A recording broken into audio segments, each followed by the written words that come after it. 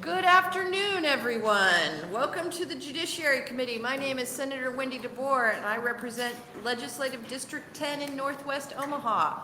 I am the Vice Chair of this Judiciary Committee. We will start off today by having members of the committee introduce themselves, starting on my right with Senator McKinney. Good afternoon, Terrell McKinney, District 11, North Omaha. Suzanne Geis, District 25, the southeast corner of Lincoln and Lancaster County. Megan Kilty, Legal Counsel. Angelina Fierros, Committee Clerk. Senator Carol Ballard, representing District 3, which is Western Bellevue and Eastern Papillion. Rick Holcroft, District 36, West and South Sarpy County. And also assisting us today, we have some pages. Trent Kadavi from UNL, or from Lincoln, who is a political science major at UNL, and John Bonds, close enough, who is from Pennsylvania and is studying criminal justice at UNL. So we thank them for their service here today. This afternoon, we're going to be hearing 5 bills. We'll be taking them up in the order listed outside of the room. On the tables in the back side of the room, you will find blue testifier sheets. If you're planning to testify today, please fill one out and hand it to the pages when you come up. This will help us keep an accurate record of the hearing. If you do not wish to testify but would still like to have your presence recorded at the hearing, please fill out the gold sheet in the back of the room and you can mark whether you are in favor or against a bill there. Also, I would like to note that legislature's policy is that all letters for the record must be received by the committee by noon the day prior to the hearing. Any handouts submitted by testifiers will also be included as part of the record as exhibits. We would ask if you have any handouts that you please bring 10 copies and give them to the pages. But if you need additional copies, the pages will be happy to help you provide those. Testimony for each bill will begin with the introducer's opening statement. After the opening statement, we will hear from any supporter of the bills, then from those in opposition, followed by those speaking in the neutral capacity. The introducer of the bill will then be given the opportunity to make any closing statements that they would like to make. We ask that you begin your testimony, this is very important, by first giving us your first and last name and spelling them for the record. Today, we will be using a 3-minute light system. When you begin your testimony, the light on the table will turn green. The yellow light is your 1-minute warning, and when the red light comes on, we'll ask you to wrap up your final thoughts, and by that I mean the sentence you're on, because we're going to be real strict today about getting through, and when we see the red lights, please cut off your testimony. Thank you, because it makes my job easier if I don't have to interrupt you, which I don't like to do. I'd like to remind everyone, including senators, to please turn off your cell phones or put them on vibrate. And with that, we will begin today's hearing with LB 549 and Senator Ballard. Welcome, Senator Ballard, to your Judiciary Committee. It's my first time. It's exciting. We're excited to have you. Thank you. Thank you, Vice Chair DeBoer and members of the Judiciary Committee. My name is Bo Ballard. For the record, that is B-E-A-U. B-A-L-L-A-R-D. I represent Legislative District 21, which is in Northwest Lincoln and Northern Lancaster County.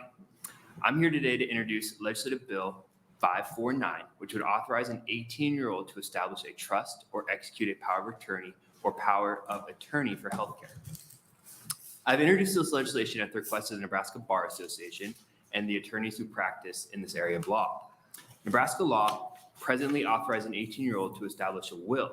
However, the statutes that deal with other important estate planning mechanisms like trust and powers of attorney reference the need for a person to have capacity to execute those documents. This causes practitioners some issues as they advise clients that who may be leaving home to attend college or out of state for some other reason. LB 549 seeks to ensure consistency in how we handle these type of documents for individuals who are 18 years old. There'll be a member of the Bar Association to follow me to answer any technical questions, but I would be happy to answer the committee's questions if they have any. Are there any questions from the committee?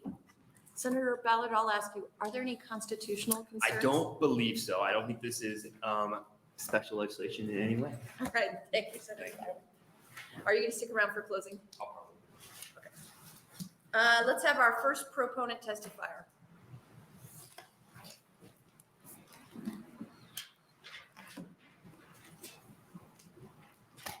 Welcome.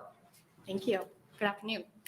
My name is Kara Brostrom, Karabrostrom, and I'm a partner at the law firm of Ball, Loudon, Ebert, and Brostrom. We have law offices in Lincoln, Omaha, and Grand Island, and we are a boutique law firm that specializes in estate planning, estate administration, and business succession planning. I'm also a member of the Legislation Committee of the Nebraska State Bar Association. LB 549 would allow an 18-year-old to execute a trust, a power of attorney, and a power of attorney for healthcare. As you know, the age of majority in the state of Nebraska is currently 19.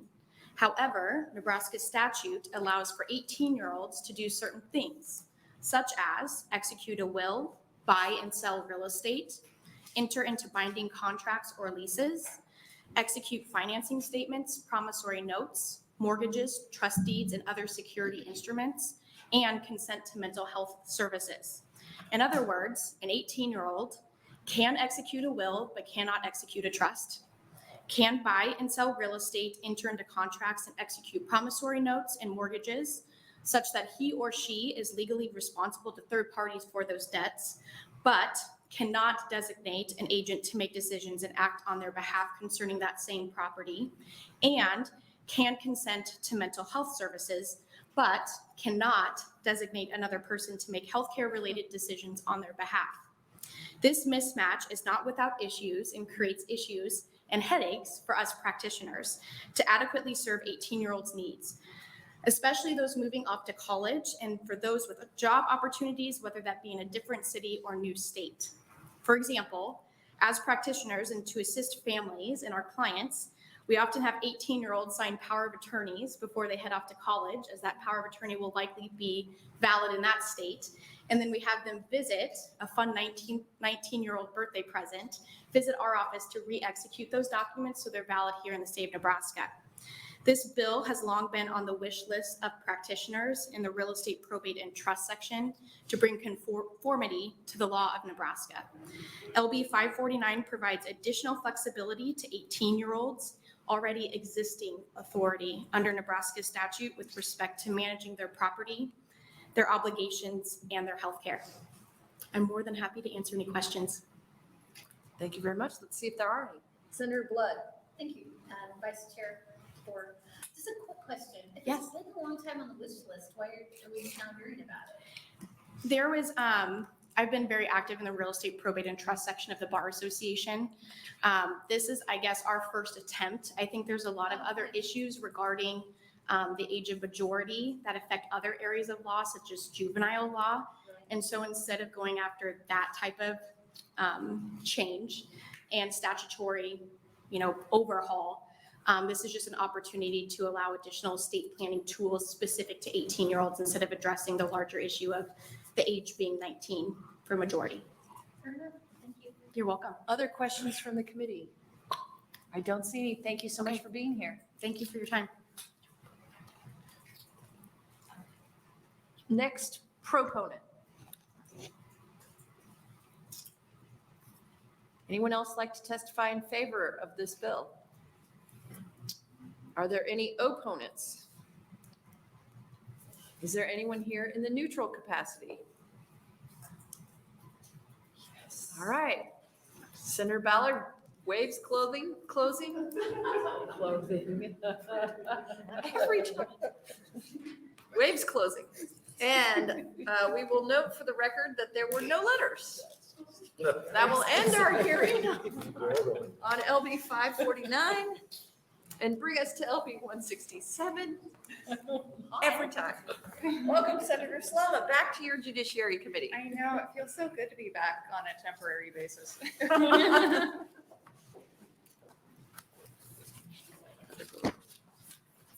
Good afternoon, Vice Chairwoman DeBoer and members of the Judiciary Committee. My name is Julie Slama, Julie-SLA-MA, and I represent District 1 in Southeast Nebraska. I'm here today to introduce LB 167, a bill intended to offer better protection for children in our state who have been a victim or witness to crimes.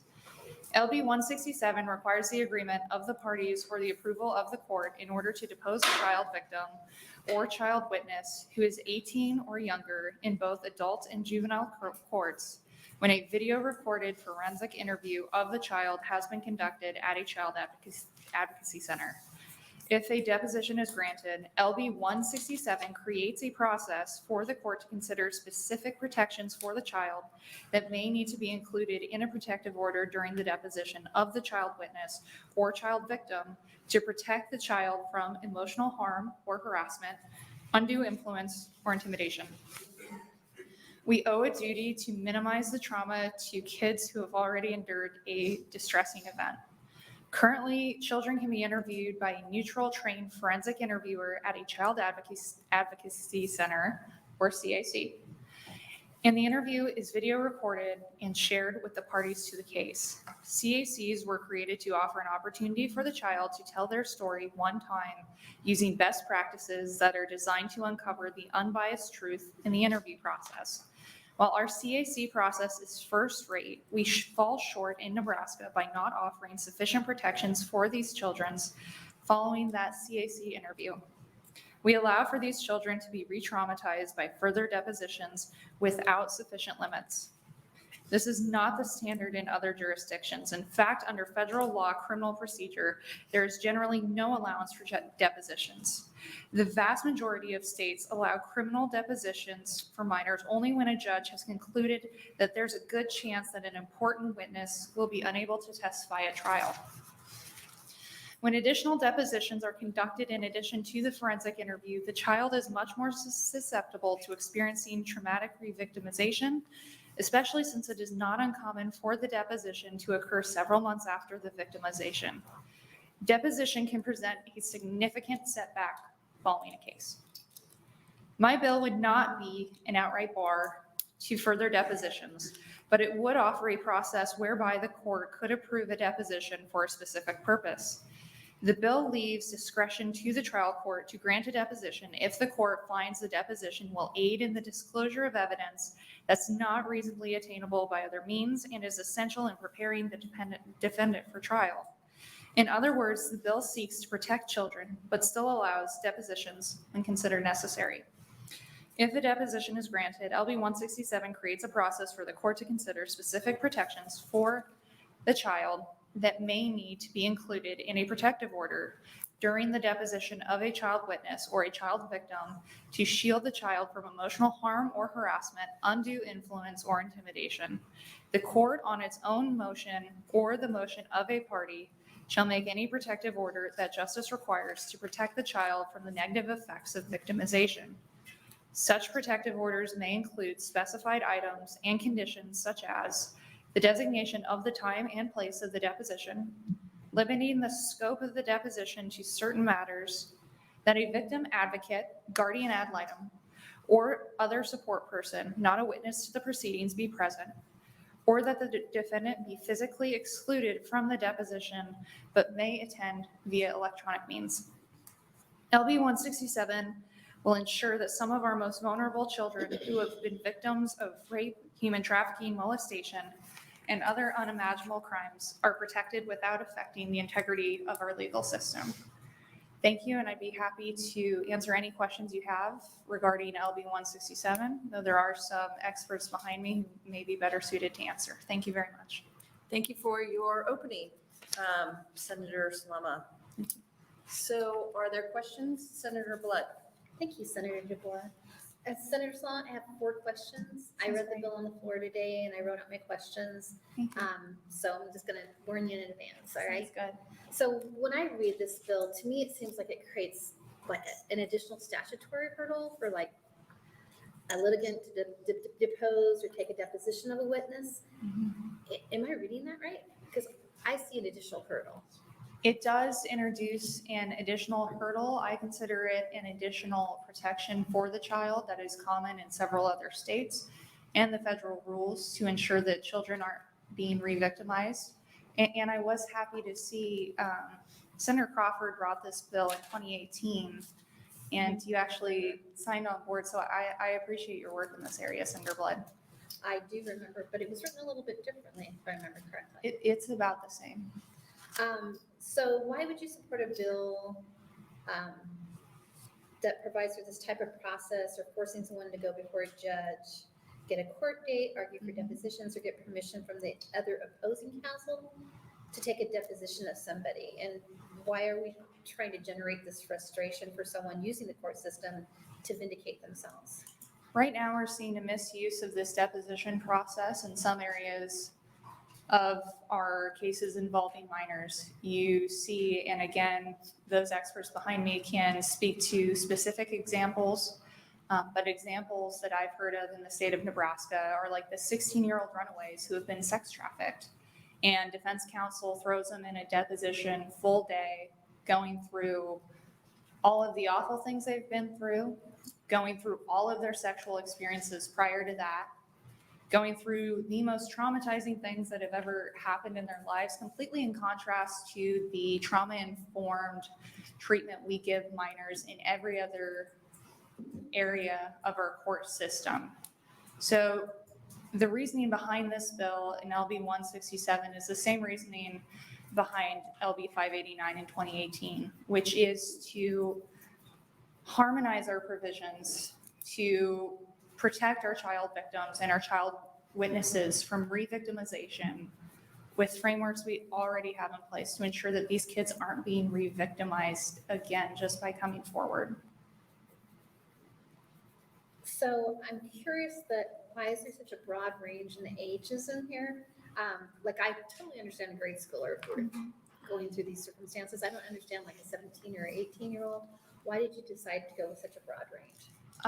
I decided to go that range because as you approach majority, you find that the cases with younger victims, you see more one-off occurrences. With older victims, you see longer patterns of abuse, repeated histories of abuse. They are still minors. They are still considered kids under Nebraska state laws and entitled to the same protections we do grant minors at every other level of the justice system. And those 17 and 18-year-olds are subject to the worst of the worst when it comes to depositions. And that is my reasoning for including all minors under this, just because you see that escalating scale of seriousness in a deposition, and the pressure put on these victims in depositions is increased the older that they are when they come forward. Do you know we had a bill right before you asking us to consider 18-year-olds adults for certain purposes? Sure. Just wanted to make sure that you're aware of that. Yeah. It was bad timing on scheduling. I think I'm gonna hold off on my next question because I may hear it through the witnesses. Thank you, Senator Slama. Thank you, Senator Blood. Thank you, Senators Slama and Blood. All right, next question. Senator Slama, I have a couple for you, and maybe you don't know these and you can ask, but Sounds great. a couple of years ago, you remember we passed a sexual assault victims bill of rights. Do you remember that? Yep. And I thought in that one we had done you are always allowed to have an advocate with you. Do you remember that? I do remember that Bill of Rights, yes. And I think that means you can always have an advocate. Does that apply to kids? Do you know? I don't know, and again, I'll the ask. people behind me might know better, but I'll it's ask not them. my understanding that that extends to victims during depositions. Okay, I'll ask them. And again, like, Yeah, they're I'll ask probably them. gonna, Perfect, yeah. no problem. And then some of these, I just don't know enough about this area. With the protections that you're requesting that Mhm. can happen by judicial order, can we not do those now with judicial order? we really can't We can't? without an additional statutory framework. Okay, And again, this isn't about going after all defense attorneys or all depositions regarding minors. I absolutely see that those are necessary. But what we're seeing, especially over the last decade or so, is an escalating pattern of behaviors among some very small number of defense attorneys that are not trauma informed, and they are re-victimizing victims of really horrific acts and their kids. So that really inspired me to bring this bill. I'll ask the others too, because there ought to be some mechanism for asking a judge to put limitations on things when things get out of I hand. completely agree.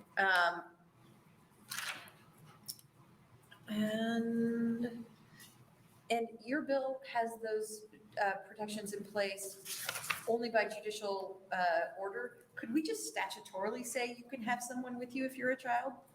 I think that we could, but then we're missing another part of the bill, which is that you can limit the scope of these depositions to certain things. But we could do that piece and then still talk about your piece, but could we at least would you be willing to amend to say, as a matter of course, a child can have a guardian ad litem, a advocate, whoever they want with them? I'm always open to having discussions if it'll make steps in the right direction and make positive change for these kids. Yeah, because I think we should just, as a matter of course, let them have that. Fair enough. Thank Okay.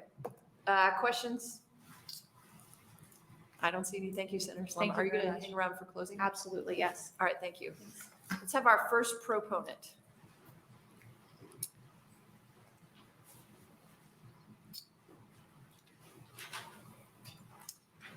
Welcome. Good afternoon.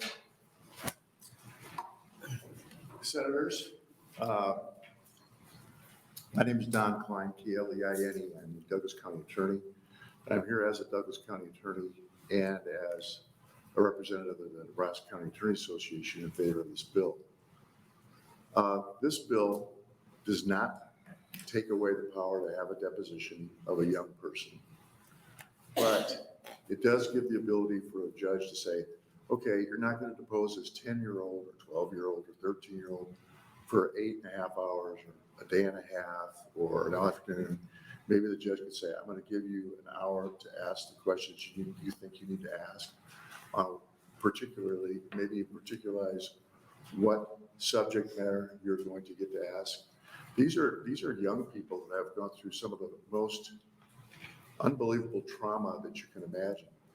So traumatic that sometimes they take their own lives. And we've seen that many times. So there's we're an open book discovery, which means we give the defense all the reports that we have, all the interviews we have, the forensic interviews that occur at the Child Advocacy Center. And it doesn't take away the right of confrontation because the defense is still going to get to interview and cross-examine this person when they take the witness stand if it goes to trial.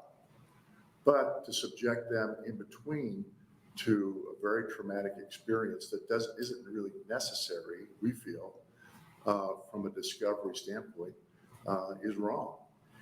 The federal system, and I talked to the U.S. Attorney in this district and their chief deputy today, they said in their 40 years of practice, they've never had that, have a deposition was exercised. And there's Rule 15 in the federal court that does allow a deposition in the criminal system, but only when there's a material witness who's detained or if it's for exceptional circumstances where the witness might not be around and they can preserve their testimony in that manner.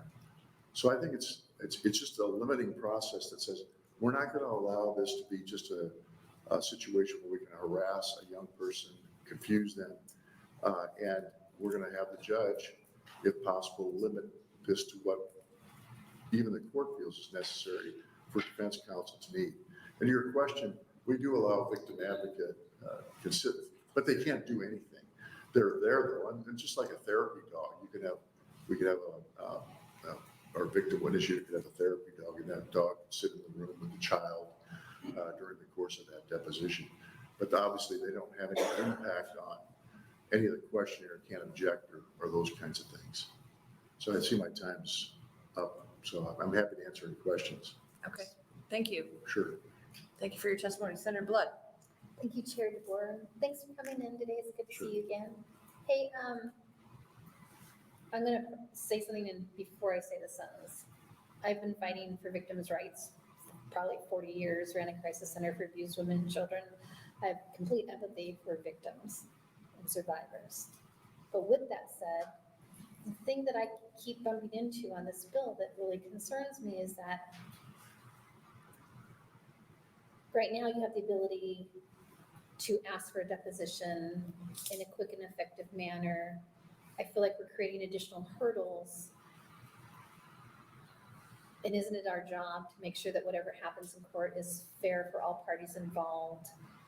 Do you honestly believe that this doesn't create an additional hurdle for the person who's trying to defend themselves? No, I don't think it creates a hurdle. It makes it a process where the neutral party, a judge, can look at things and say, yeah, you know what, I don't think you'd have to allow this 10-year-old to be deposed for 8 hours or all day long. I think if you need to talk to them or ask them questions from a discovery standpoint, I'm going to limit you to an hour and a half, 2 hours. That doesn't limit cross-examination at trial either. That And person, I'm clear on that part. right. yeah. So, I mean, I don't see where it's going to hinder their ability to represent themselves. So it leads up to that, you don't think it hinders it? Pardon me? Leading up to that, you don't think that this will hinder that? Well, I don't understand how. They have access if the So, court so allows it. it's they not a say. statutory hurdle then, in any way? No. All right, thank you. Any other questions? Are there any other questions from the committee? I don't see any. Thank you for Thank being you. here. Let's have our next proponent.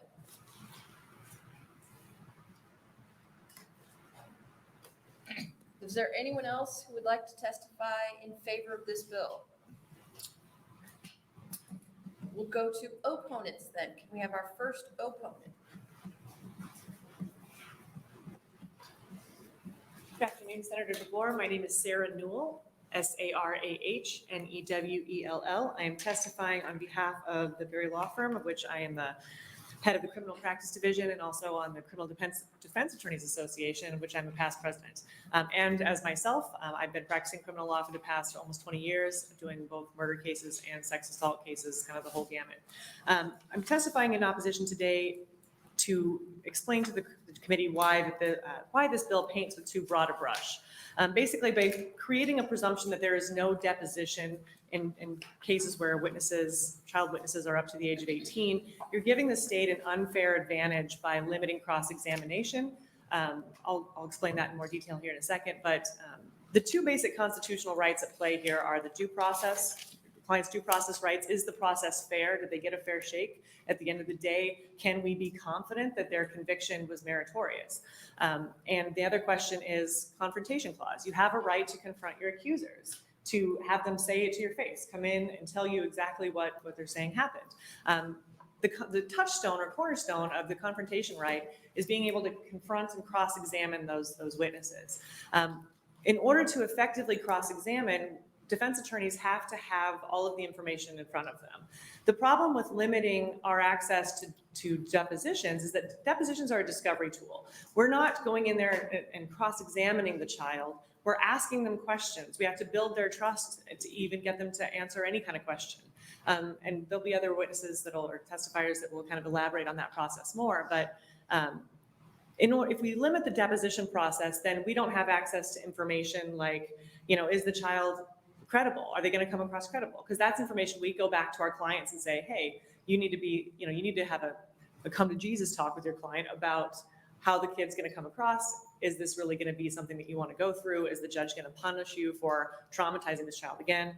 Also questions of motive to fabricate. With Child Advocacy Center interviews, those interviews are being conducted purely by law enforcement in tandem with victim advocates and prosecutors. Defense attorneys are not any part of that process. So they're only asking questions that get to those issues. They don't present any information that relates to those motive to fabricate or other things that we want to do. I see I'm close to out of time. I've provided a lot of specific reasons in my outline here. One of the things that I would specifically tell you is a problem about this is that it requires, by making a presumption of not doing a deposition, requires the defense to disclose their trial strategy to the prosecutor to explain why you need to ask the witness various questions.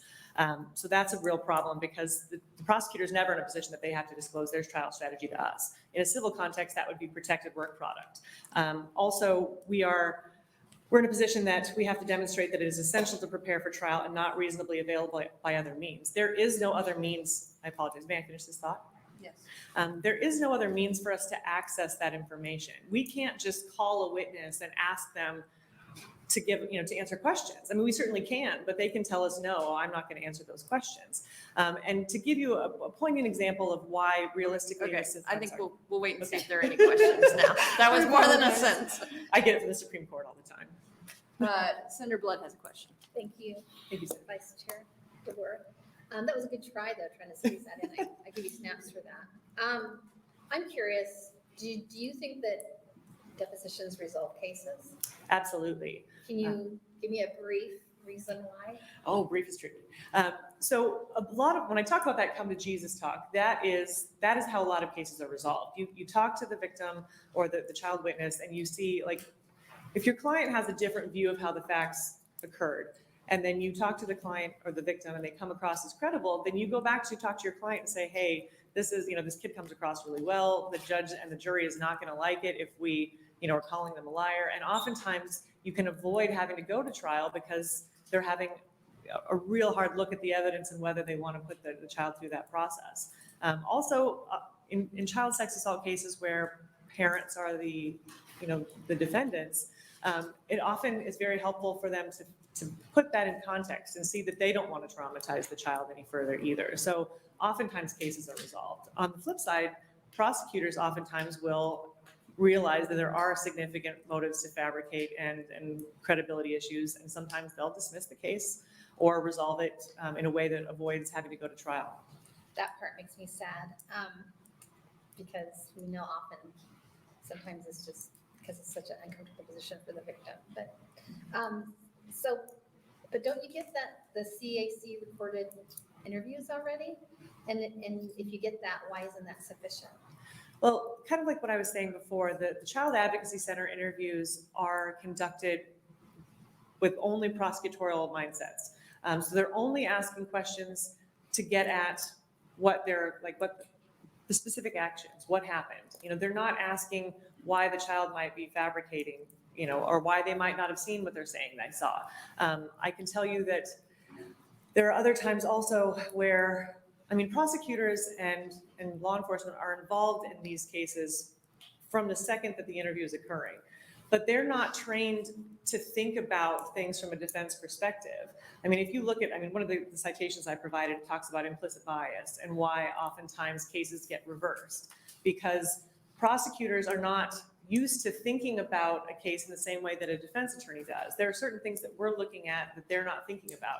And if they're not thinking about those things, they're not asking those questions. Those questions aren't getting asked. And then if they never get asked, but we find out later, then we have to file a motion for new trial alleging, newly discovered evidence, or there's a Brady violation. Those are the kind of things that end up getting revealed later that lead to new trials and ultimately re-traumatizing the victim if we have to go through it again. I liked all of that except for where you kept saying that the child may be fabricating. I just want to put that out there. I'm not trying to school you. This is your job, and I hear that clearly. But it's really unfortunate that we have to say those things out loud, I think, sometimes. And unfortunately, there will be other testifiers behind me. I'm in a position, and I understand I chose this job, but there are situations like child custody disputes where parents put their children up to saying things happened in order to, if you want to stay with mom, you have to tell them that dad did this. There are cases that lead to acquittals where that happens, and 12 jurors have agreed that that's what happened. It's really unfortunate, but it does happen. And particularly in a bill like this, where you're including that age range up to 18, it may be happening a lot less with younger children, but the older you get, there are also situations where, foster kids have, wanted a different placement and have been exposed to manipulation before, and they fall on those kind of patterns. So, it's certainly not every case, but it happens enough that, in order to protect the least among us, we have to be able to ask those questions. Thank you. Thank you, Senator Blood. Are there other questions? I have a couple of questions for you. Some of these protections should probably just be a matter of course, right? Like having a protection that says if you're going for 7 hours, you get a break. It should not be 7. That number should be much smaller than 7. Some of these should just be a matter of course. You wouldn't object, would the defense attorneys object to having some protections in place for child depositions? Like, you have to have breaks, you can have a stuffed animal, you can, all of these kinds of things? Certainly not. And I would tell you that those kind of accommodations are already occurring. Judges routinely issue protection orders. We are not, there's routinely restrictions on a second deposition. For example, there are times when I might be taking a case over from another attorney and the other attorney had already done a deposition. I have to go then in and explain to the judge why there are certain questions that are absolutely necessary and ask to reopen that deposition. Those are not always granted.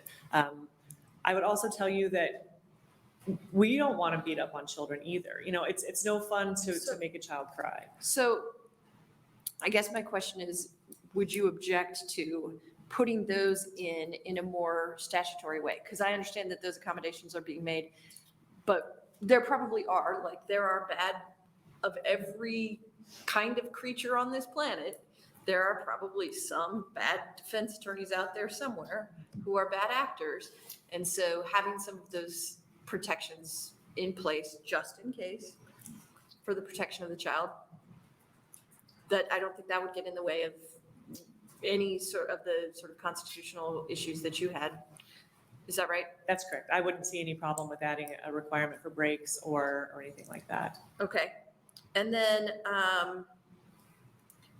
how would you suggest an alternative way to, Senator Slama has brought up a good point. There's a problem where folks could be abusing the system, right? Those few bad apples. So what would be the structure that would get at that problem in a way that would be less objectionable to your constitutional concerns? To start with, I don't see the need for a presumption of no deposition. It seems to me that you could follow the current procedure and basically the prosecutor can petition to the court and say, hey, these are the reasons why this interview is sufficient. But I don't think that shifting the burden to us basically just creates a protected class where only the prosecutors and law enforcement are in a position to be able to re-traumatize the child. Because routinely there are meetings with victim witness advocates within the prosecutor's office. I mean, I can tell you a case right now where the prosecutor met with the child at Project Harmony, and they started interviewing that child on a regular basis. So, I mean, that kid had to relive over and over and over again this traumatic event, but only in a way that the prosecutor had access to that information. It's covered by work product, so I can't get access to that information until the judge orders that it occur. So I think that, I mean, the judges have plenary powers. They can affect all those things now. Okay. Any other questions? Thank you very much for being here. Thank you, Senator. Let's have our next opponent testifier.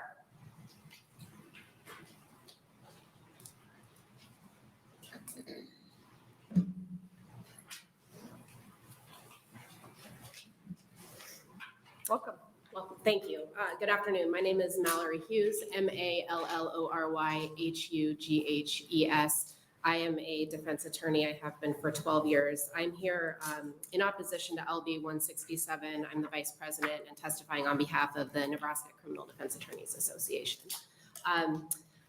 For the past 6 years, over 90% of my practice has been defending against allegations of sexual assault from Omaha to Scottsbluff. I've been involved in depositions and the cross-examination of child witnesses and victims in trials. And I want to talk about the difference between a deposition under 29-1917, which is the current applicable statute, and what a trial looks like for a child witness, because I think one of the biggest unintended consequences of this bill, if it is passed, is that you will see an unprecedented amount of jury trials where victims are subject to cross-examination at trial. Currently, under 29-1917, we have to ask for a deposition. The judge does put parameters in place. The defendant's not present. Kids can draw pictures. There's always a victim. I have not had a deposition since that statute went into place where there has not been a victim advocate in the room. Sarpy County has an emotional support dog. I know the case that Senator Slama is talking about, and that's not an accurate description of the 8-hour deposition. I was there. There were 10 co-defendants in that case, and the prosecution asked that all the co-defendant attorneys did the deposition on one day. So in 6 hours, 10 attorneys were able to accomplish their respective depositions. So you're talking 10 different depositions. That's less than an hour per attorney. This was not some, and I can tell you that every defense attorney in that room, myself included, were respectful. You catch more flies with honey, and that's the approach that many of us take in a deposition. This is a fact-finding situation, as Ms. Newell said, that can ultimately lead to plea resolutions, because I have leverage with my client. I can say, here's a transcript, she's credible, we got to take the best deal. On the flip side, there are people that fabricate. This is not narrowly tailored enough at all. I mean, if you want to say that you get a maximum of 1 hour for kids under 12, that's one thing. You know that a 16-year-old girl could accuse a 16-year-old boy, he could be charged as an adult and face 50 years in prison, lifetime sex offender registration. Gosh, I mean, if I were that child's parent, I would want him to have the ability and access to a deposition. These are serious consequences, and a 10-year-old is different than an 18-year-old. When two 16-year-olds engage in consensual sex and then one person is scared of getting caught by their parents and maybe fabricate something, we need to get to the bottom of that in a deposition. Forensic interviewers will tell you, they've told me in their depositions, my job is not to assess credibility, and that's fine. But our job is in these depositions. Stripping away these depositions will, I think, double the jury trials that we see, because we're going to be forced to take these cases to trial, and that's far more traumatizing. I'm sorry if I can just finish my thought. The child victim is in a box testifying, 12 strangers, defendant, defense attorney, the victim advocate, if they're in the room, is hidden behind prosecution. It's far more traumatizing. We're going to see way more trials. Thank you. Okay, thank you. Are there questions? Senator McKinney? Thank you, Senator Moore. Thank you for your testimony. So this bill allows for depositions to be done by the agreement of the parties. And this means that prosecutors have to agree to the deposition. Why would prosecutors control the defense pretrial strategy? Why would prosecutors control? And I think that that's one of the biggest problems with this bill. It allows the prosecution to guide the entire case, and it limits the defense to being able to explore all possible defenses, which under the Sixth Amendment, in order to effectively defend a client, we have to explore all possible defenses. If the prosecutor objects to the deposition, or we're required to display our entire case strategy by explaining the need for a deposition, that's effectively interfering with the Sixth Amendment right to effective counsel. In order to effectively cross-examine somebody, we need to know all the facts. The forensic interview process, as Ms. Newell said, is it's not getting at anything that a defense attorney would need to know in order to effectively cross-examine someone. So I think that's a good question that I don't think a prosecutor should be the one. I mean, it's ultimately up to them, right? The defense attorneys are going to want to take these depositions every time. So it's ultimately going to be, does the prosecutor want to let them in this case or not? And that's not how this process should work under the Constitution. All right, thank you. Other questions? So I have a question for you. I think Senator Slama or Mr. Klein mentioned that most other states and the federal system, I know Mr. Klein was talking about the federal system, have a similar structure to the bill that's before us. So can you tell me why Nebraska shouldn't adopt the same as what the federal system is doing?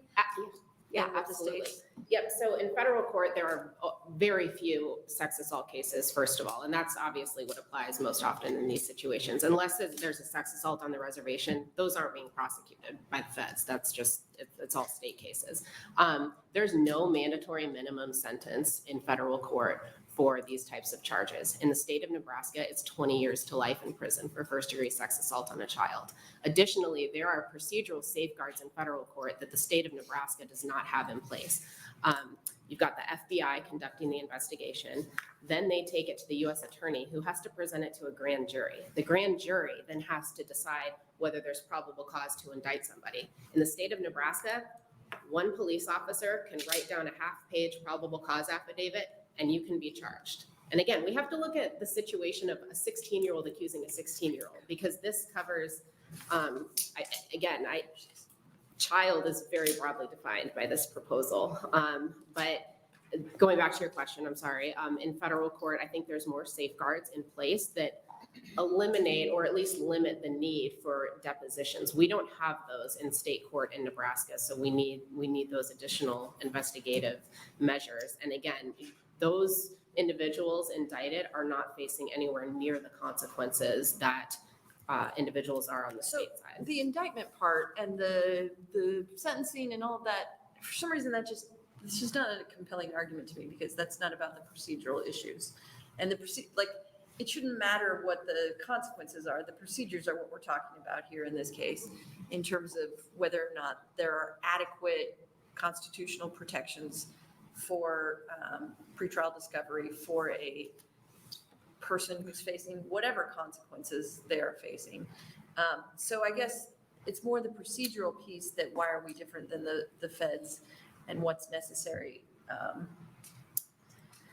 that I'm really worried about here. And the FBI, yeah, somebody's going to investigate. That's not really much of a difference for me. So I guess I would really want to know what is the difference procedurally that allows defense attorneys in federal court to feel like they are adequately doing their job and able to adequately do that discovery that they can't in this system. Because I think that in federal court, and the reason I brought up the FBI, it's the investigative process, and it's different and it's more in depth, and there is more that the United States attorney has to present before they can charge somebody. So the grand jury? Because of the grand jury and because of what they put together for an investigation. So I think that there is, the procedures matter because there are additional procedural safeguards in federal court that are not in place in state court. So to make up for the lack of procedural safeguards. Could we adopt similar procedural safeguards in state court?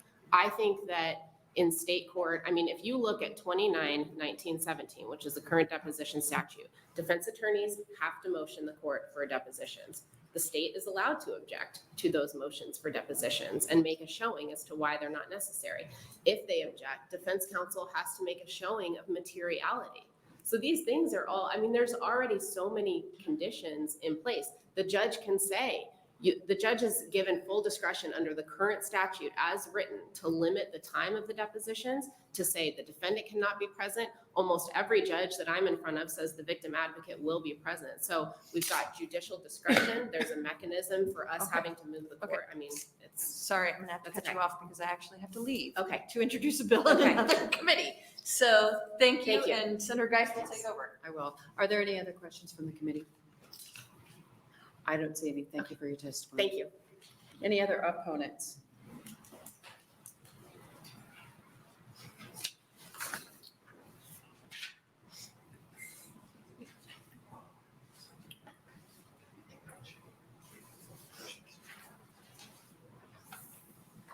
Good afternoon. Good afternoon.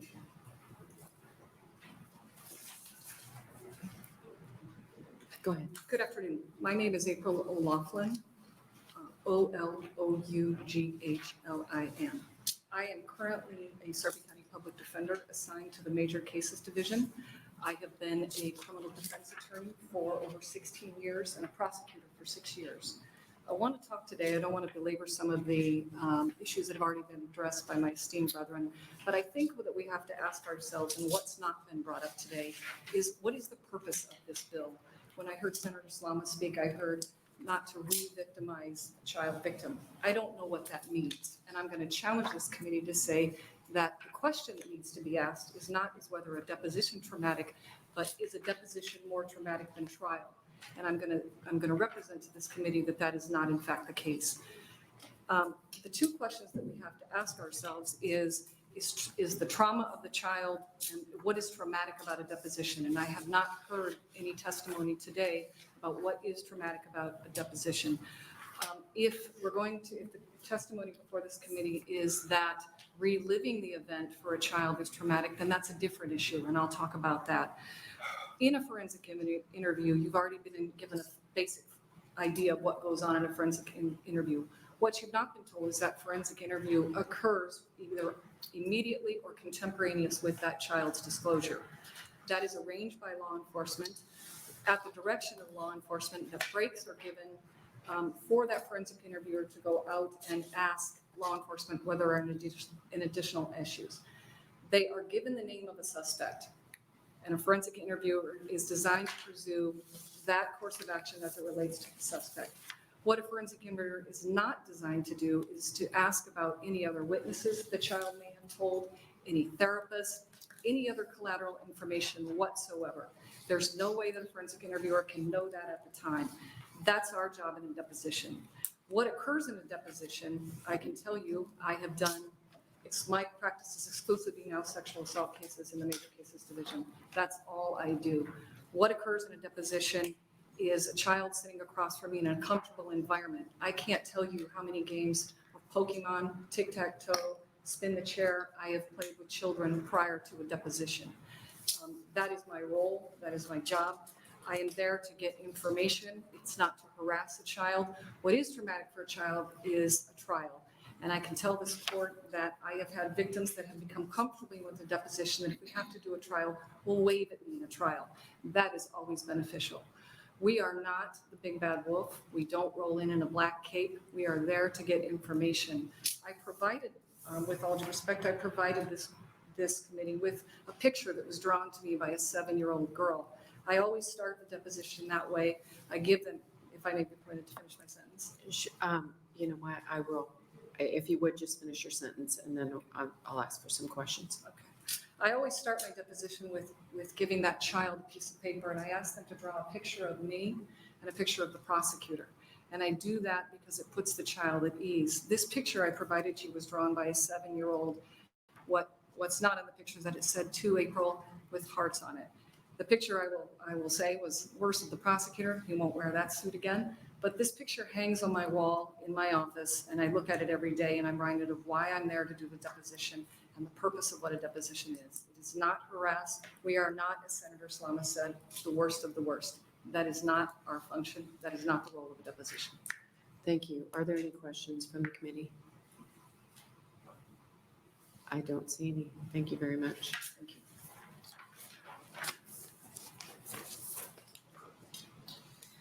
Any other opponents?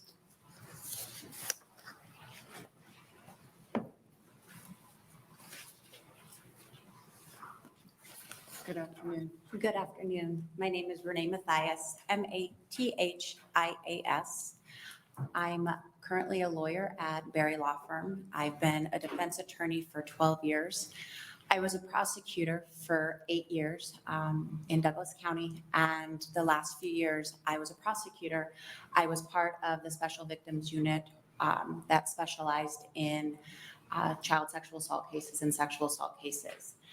I'm kind of here to wrap everyone's comments up, but I really believe the insight that I can provide can be useful to this committee, because I also come before this board as a victim. I was sexually assaulted in high school and had to testify in trial. Had I had the opportunity to possibly resolve my case through a deposition, then have to go through a trial, I would have taken that any day of the week and twice on Sunday. It is horribly traumatic to get up in front of a room full of people that you have no idea who they are and have strangers asking you questions about one of the most traumatic events that could occur. So, as Ms. O'Laughlin said, what's more traumatic, a deposition or a trial? Let me tell you, ladies and gentlemen, no doubt in my mind, it is a trial. As a former prosecutor and as a defense attorney, depositions are a useful tool in resolving cases. Coming from the prosecution standpoint, in a deposition, when a prosecutor assesses a case, many times we are getting a very brief synopsis and possibly a Project Harmony interview. That gives you very little time to assess a case and make an accurate assessment of how this case can start from charges to proof beyond a reasonable doubt, and having an opportunity for the victim to sit down in a more neutral setting and to start to answer questions. And I can tell you, I've been doing this for 20 years, and the worst of the worst I haven't seen. I haven't seen from, as a prosecutor and now as a defense attorney, those situations that keep getting brought up here. They are a useful discovery tool. And one of the things that I do want to address quickly is there is talk about other jurisdictions and how we are different. And I can tell you, in those other jurisdictions, their pretrial process is significantly different than ours. In those pretrial processes, you are able to subpoena the alleged victims in and subject them to cross-examination. Those are tools at this point that in the state of Nebraska, we are not able to use. And so on that, I would open it for questions. Oh, yes. Would you spell your first name, please? Sure. Renee, R-E-N-E-E. Thank you. Are there any questions on the committee? I do have one. Yes. And I'm not an attorney, so I don't always know the process. So this is just a process question. Let's say that you receive a deposition from a child, Okay. and you have further questions. If this were that you would like, can you go back currently and ask the child questions? So in order to start the process, we have to, as defense attorneys, we have to motion the court for a deposition. And so we get one shot at it. And in order to redepose an alleged victim, we would have to get permission from the court. Okay. And one of the things that I think is important in having legislation that's going to try to structure and put time limits, in my opinion, you are going to absolutely increase the possibility for an alleged victim to go through another deposition, because if you block me off at 1 hour and I have an hour and a half worth of questions based upon that hour that I want to ask, this bill does not stop me from being able to go back and petition the court and ask for an additional deposition. So I believe the way that it is written and some of the restrictions that it's allowing, that, again, the way that the system is now, there are protections in place. There are victim advocates. There are prosecutors there that if the bad wolves that you guys are talking about, a prosecutor can stop it. And the parties go up to the judge and let them hash it out. So there are protections in place. Okay, thank you. Any other questions? I do not see any. Thank you. Any other opponents? Are there any that wishes to testify in the neutral capacity?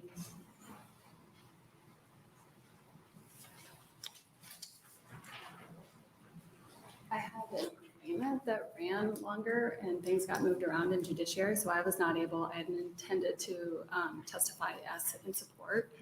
Can I do that? I don't think so.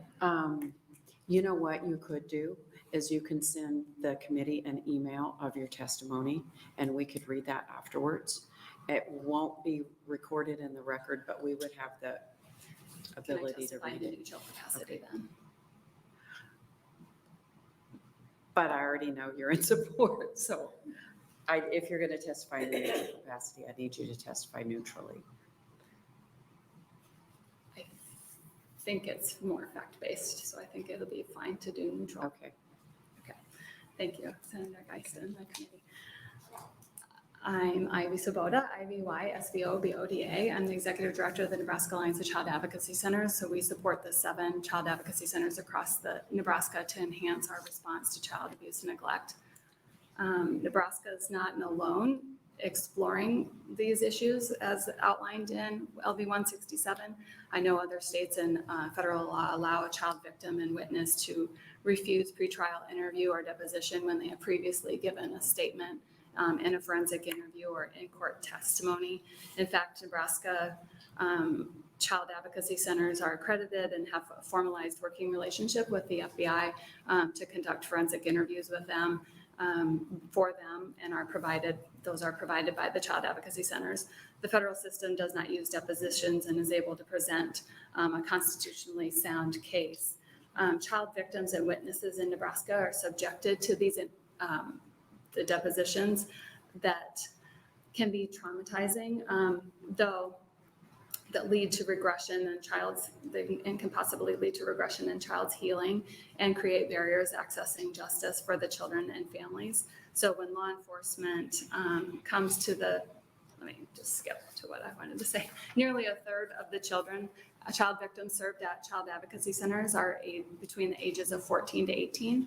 Nebraska statutes already recognize that additional protections are necessary for the youngest child victims who are subjected to a deposition. So thanks to the work of the legislature in 2020, the Nebraska Alliance of Child Advocacy Center asked that this committee look to forensic interviews and depositions for all youth, and whether additional protections should be put in place to protect Nebraska's most vulnerable children. So I'm available to any questions you may have.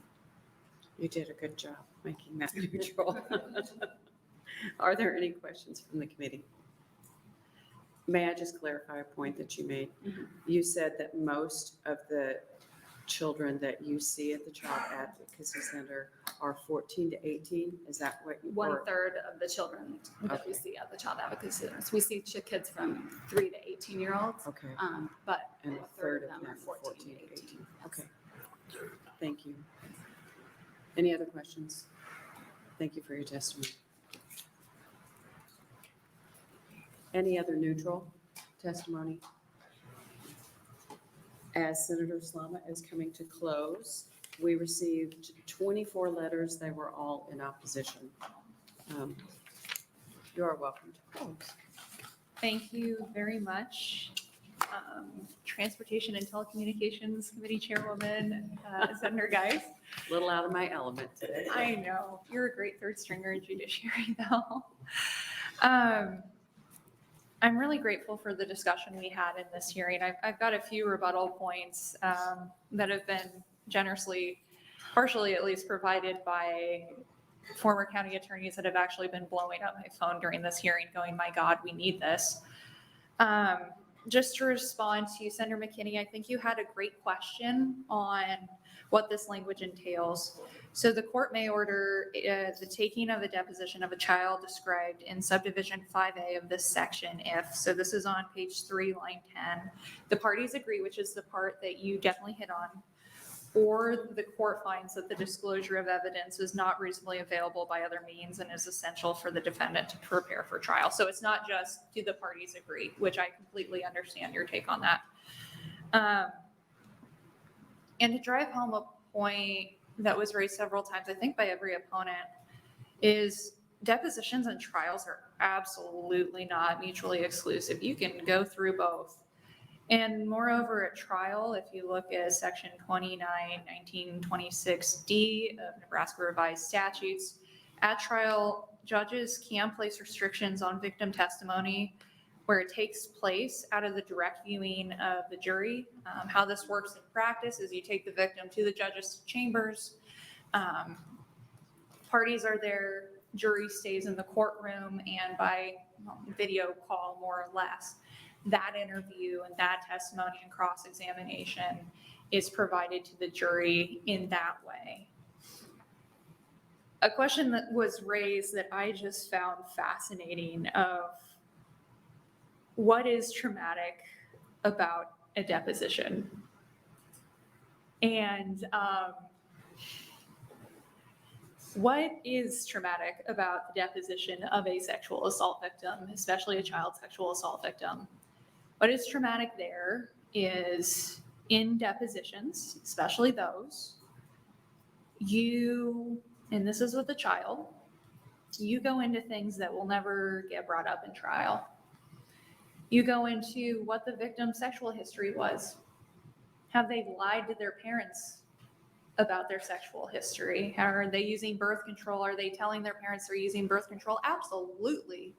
The prosecutors can shut this down. It is very rare to see that happen though. Because overall, those questions are just taken as a matter of fact as to what a depo is.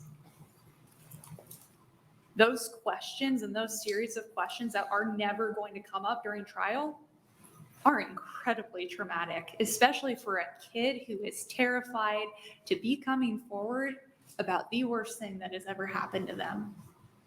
So I'm asking this committee to consider a common sense bill in LB 167 to put a reasonable restriction on these depositions to make sure that these kids aren't being re-traumatized through an unnecessary or overly broad deposition. And I'd like to close out with something I found really interesting. As I said during my opening, this is literally the exact same language from Senator Crawford's LB 589. We sent that language up to bill drafters, they got it back to us, and a senator at the time made a comment that I wholeheartedly agree with. It is our job as adults, and this is on LB 589, so we're talking about the exact same language here. It is our job as adults to empower and protect the children of Nebraska. If we can prevent them from reliving the experience of exploitation and abuse, that is a just purpose. And that was a quote from a senator that is a co-sponsor and a wholehearted supporter of LB 589 in 2018, and that senator was Carol Blood. So I'm more than happy to work with anybody on the committee regarding this bill. This is something obviously that's near and dear to my heart, and I'm more than happy to work with anyone in any way that we can make positive progress on this front. Thank you very much for your consideration. Thank you. Any questions from the committee?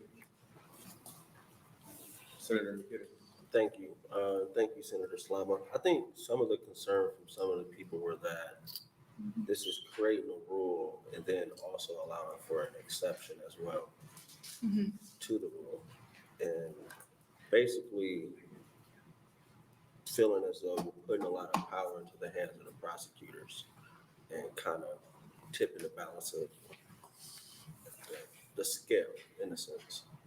Yeah, and I appreciate those comments. I disagree with them in the sense that we're leaving that decision up to the court, not to the prosecutor of, all right, we've already conducted the CIC interview. Prove up as to what information you need that is narrowly tailored in this deposition that you can't reasonably get anywhere else. And that's up to the court. That's not up to the prosecutors. It's the two parties agree, yeah, of course, that deposition is going to be allowed to happen. But I think this more empowers the neutral courts in their handling of these depositions. So, Okay. thank you. Yep. No problem. Any more questions from the committee? Seeing none, we had, there is a 24 letter. Okay, now in the hearing on LB 167. Thank you. And with that, we will open the hearing on LB 127, Senator Day.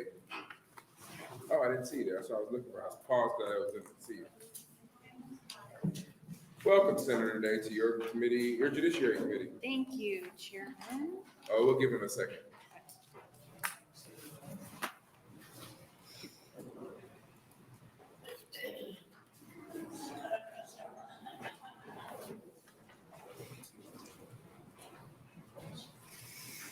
Go ahead. Good afternoon, Chairman Wayne and members of the Judiciary Committee. My name is Jen Day, that's Jenday, and I represent Legislative District 49 in Sarpy County. I'm here today to introduce LB 127. LB 127 is grounded in a pair of cases decided in 2010 and 2012. The United States Supreme Court held that mandatory sentences of life without the possibility of parole are unconstitutional for juvenile offenders. After these decisions, states, including Nebraska, were required to modify their criminal codes to prohibit children who are prosecuted as adults from receiving life sentences. Even though we made changes to our criminal code to eliminate mandatory life sentences for children charged as adults, our statutory scheme still permits sentences of life imprisonment for juveniles. The sentencing range available to judges allows de facto life imprisonment for juveniles because those juveniles receive sentences of so many years that they are essentially life sentences, even though they are not technically life sentences. Our understanding of brain science and technology has improved our appreciation of how the adolescent brain functions. Young people's decision-making ability continues to mature into their early to mid-20s. Adolescents' brains are different from adults, both structurally and how they are influenced by chemicals produced by the body. Additionally, adolescents are more likely to be influenced by peers, engage in risky and impulsive behaviors, experience mood swings, or have reactions that are stronger or weaker than situations warrant. This does not mean that children cannot do harmful or dangerous things to others. They certainly can, and when they do, they should be held accountable. But our criminal code should recognize the differences in young offenders. Our criminal justice system should incorporate and use the knowledge we have of adolescent decision-making when determining the appropriate level of criminal punishment. LB 127 addresses this reality by amending the potential range of sentencing provisions for crimes committed by children who are prosecuted as adults. Specifically, LB 127 would set the maximum sentence for a Class 1A felony to 40 years to 80 years imprisonment. Currently, a maximum sentence is life imprisonment. Additionally, LB 127 would set the maximum sentence for a Class 1B felony to 20 years to 80 years imprisonment. Currently, a maximum sentence is life imprisonment. These amendments are to ensure that those children who commit such offenses while under the age of 18 do not receive a sentence of life imprisonment without parole. I have circulated a map detailing what other states provide for regarding life without parole for juvenile offenders. Some key points. 26 states have banned life without parole options as a possible sentence for youth offenders. This includes all of our border states except for Missouri. 7 other states have not banned life, but have no one serving life without parole. We should follow the other states' lead on this. In Nebraska, sentences are final and a person cannot be resentenced at a later time. This bill recognizes value of individuals and encourages redemption and transformation rather than having a system in which people are sentenced and locked away for the rest of their lives. People convicted of even serious crime can and do transform. As Governor Pillen told us on January 25th, 2023 in his State of the State address, Nebraska will never, ever give up on a single kid. I take him at his word, and this bill is a fulfillment of his pledge. I urge the committee to support LB 127, and with that, I am happy to answer any questions. Any questions from the committee? Seeing none, thank you for being here. Thank you. Will you be here for close? Yes. First up, proponents. First proponents.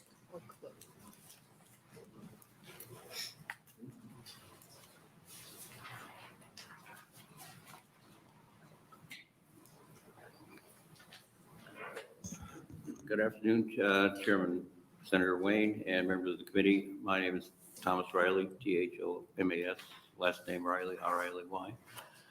I'm Douglas County Public Defender, and I am here to testify on behalf of the Public Defender's Office and Nebraska Criminal Defense Attorneys Association in strong support of LB 127. Listening to Senator Day's introduction, she hit all the bases. I've been down here before, and I know you've heard numerous times about the science that is unrefuted about the development or lack of development of the adolescent brain, that the Supreme Court of the United States has said kids are different. And what this bill does is it gives real teeth to the elimination of life without parole, because as Senator Day accurately stated, what happens in reality is with these sentences the way they are currently, judges can give people, and have on numerous occasions, kids under 18, 90 to 120, 160 years in prison. Those are life sentences. And what this bill does is it forces the courts to recognize the science and not just give lip service to it.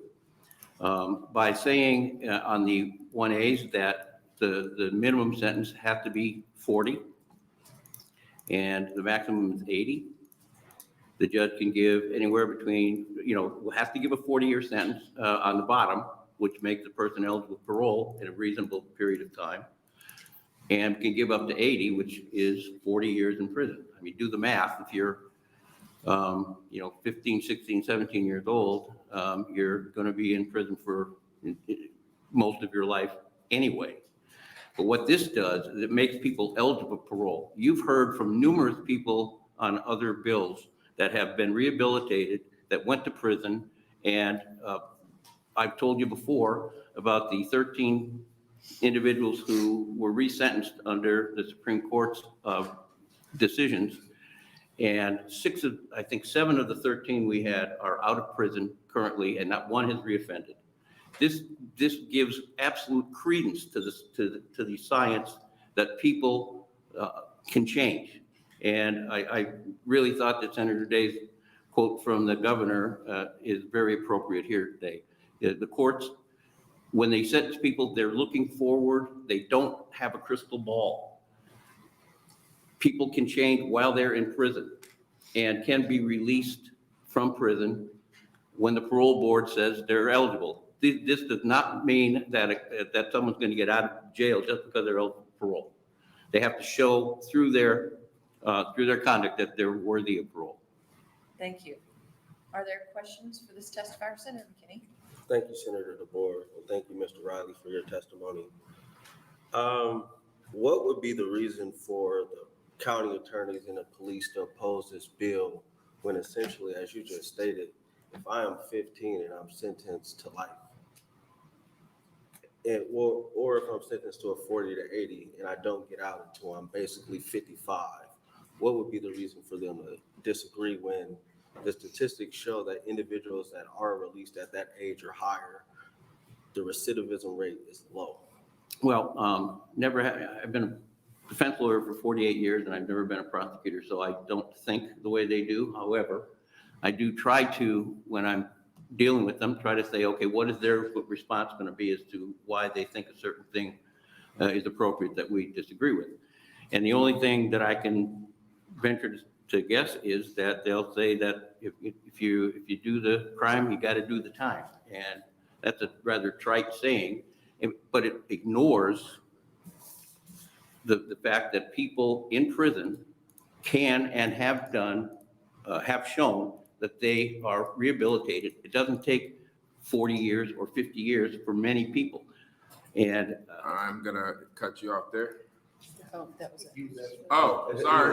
Nobody told me. I sit back down and I'm like, all right, why is he at 4:30? Not all my fault. Okay, it was a total mess up. Sorry, Senator McKinney, sorry. I pretty much said what I was going to say anyway. Did that answer your question? Yeah, and my last question, do you think the tough on crime approach has worked? Well, you're singing to the choir with me. Obviously not. I think the sentencing schemes that we have in Nebraska are not, well, they're kind of outrageous. It gives judges way too much discretion looking forward when they don't have a crystal ball, and they're throwing people in prison forever. Don't forget, some of these 1B felonies are drug cases. They're talking about giving people life in prison for drug cases, if it's a 1B. So these are draconian sentencing approaches that we have here that need, in my opinion, a total overhaul. But we get a lot of pushback from the County Attorneys Association, law enforcement. And that's why we have these debates, I guess. All right, thank you. Sometimes I feel like no one's listening, but. Any more questions? I didn't know we were on questions. Sorry about that again, Mr. Riley. No problem. It's the one thing I've been a stickler about this year is when the red light's on, we were I know. off. So I walked in on a red light and I'm like, why is he still talking, man? No, I understand. Anyway, thank you for being here today. Thank you. Next proponent.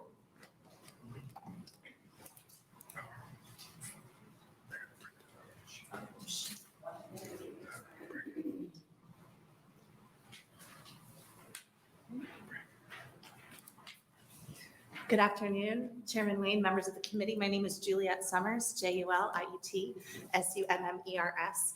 I'm the Executive Director of Voices for Children in Nebraska, here to support LB 127. Every young person deserves the chance to grow into a healthy, productive adult, and we should respond to youth behavior in a thoughtful and effective way that preserves community safety, contributes to Nebraska's future prosperity, and gives both children and communities the protection they need, no matter the offense. We support this bill because it distinguishes youth offenses from other offenses, acknowledging that even in those most tragic of cases, developmental factors simply make youth defendants different. Eliminating life without parole as a sentencing option for individuals under age 18 acknowledges this truth and would bring Nebraska into line with a growing majority of states. You have my written testimony, and it echoes much of what both Senator Day and Mr. Riley have already said to you. So I'll use my time instead to explain the tree that is being handed out to you here today. So we have also worked on this bill with the National Campaign for Fair Sentencing of Youth. They were unfortunately unable to be present here today, but I believe they sent a letter of support both through the portal and to Senator Day's office for distribution. I have also been given permission to share these supplementary materials. The map I believe is probably the same one that you received from Senator Day, but they've also included for us statements of survivors and family members who were themselves victims of youth violence in support of abolishing life without the possibility of parole as a sentencing option for children. So you have that in this packet, along with profiles of their youth advocates who are adults now, who are individuals who were each sentenced to a term of life without parole at some point in their past as a teenager. And because of the Supreme Court decisions overturning the automatic sentencing schemes, were able to eventually get resentenced, get out, and are now thriving. As Mr. Riley noted, we have people like that here in Nebraska as well, who unfortunately were also not able to be present today. I think that's all I gave you. This may or may not have come with Senator Day's map that she gave you, but it is just a listing of all the states and where they fall. So you can really see that Nebraska is an outlier among our neighbors in this issue. And for all of these reasons, I would heartily urge this committee to advance LB 127. Thank you so much for your time, and I'd be happy to answer any questions if I'm able. Any questions from the committee? See none. Thank you for being here. Next proponent.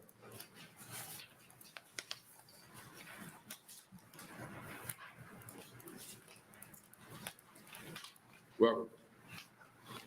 Good afternoon. My name is Daniel Gutman, DANIEL-GUTMAN, testifying here on behalf of the ACLU of Nebraska, who supports LB 127. The United States often treats children, particularly youth of color, who come into conflict with the law in a manner that disregards their obvious differences from adults. This is evidenced most starkly by the fact that the United States is the only country in the world that sentences children to die in prison by imposing life without parole sentences on individuals under the age of 18. States across the country are responding to this injustice by passing legislation to ban juvenile life without parole. And just to highlight a point that Senator Day made, every single state that borders Nebraska, every single state, South Dakota, Wyoming, Colorado, Kansas, Iowa, and Missouri, every single one of them has either affirmatively banned the practice or no one is serving that sentence there. With so many states banning the practice of juvenile life without parole prison sentences, the state of Nebraska has a hard reality to grapple with. Currently, the state of Nebraska is one of the few places in the world that continues to sentence its children to death in prison without the possibility of parole. Brain science consistently shows that young people's brains are not fully developed until their mid-20s, meaning that young people have a greater potential for rehabilitation. A line of 4 Supreme Court cases over the course of the last 13 years has recognized these principles, and it's time Nebraska changes course to better align with the values of this state and country. We urge the committee to vote to advance LB 127 to better align our state with the majority of states in the U.S. and every other country in the world. Thank you. Any questions from the committee? See none. Thank you for being here. Thank you. Next proponent.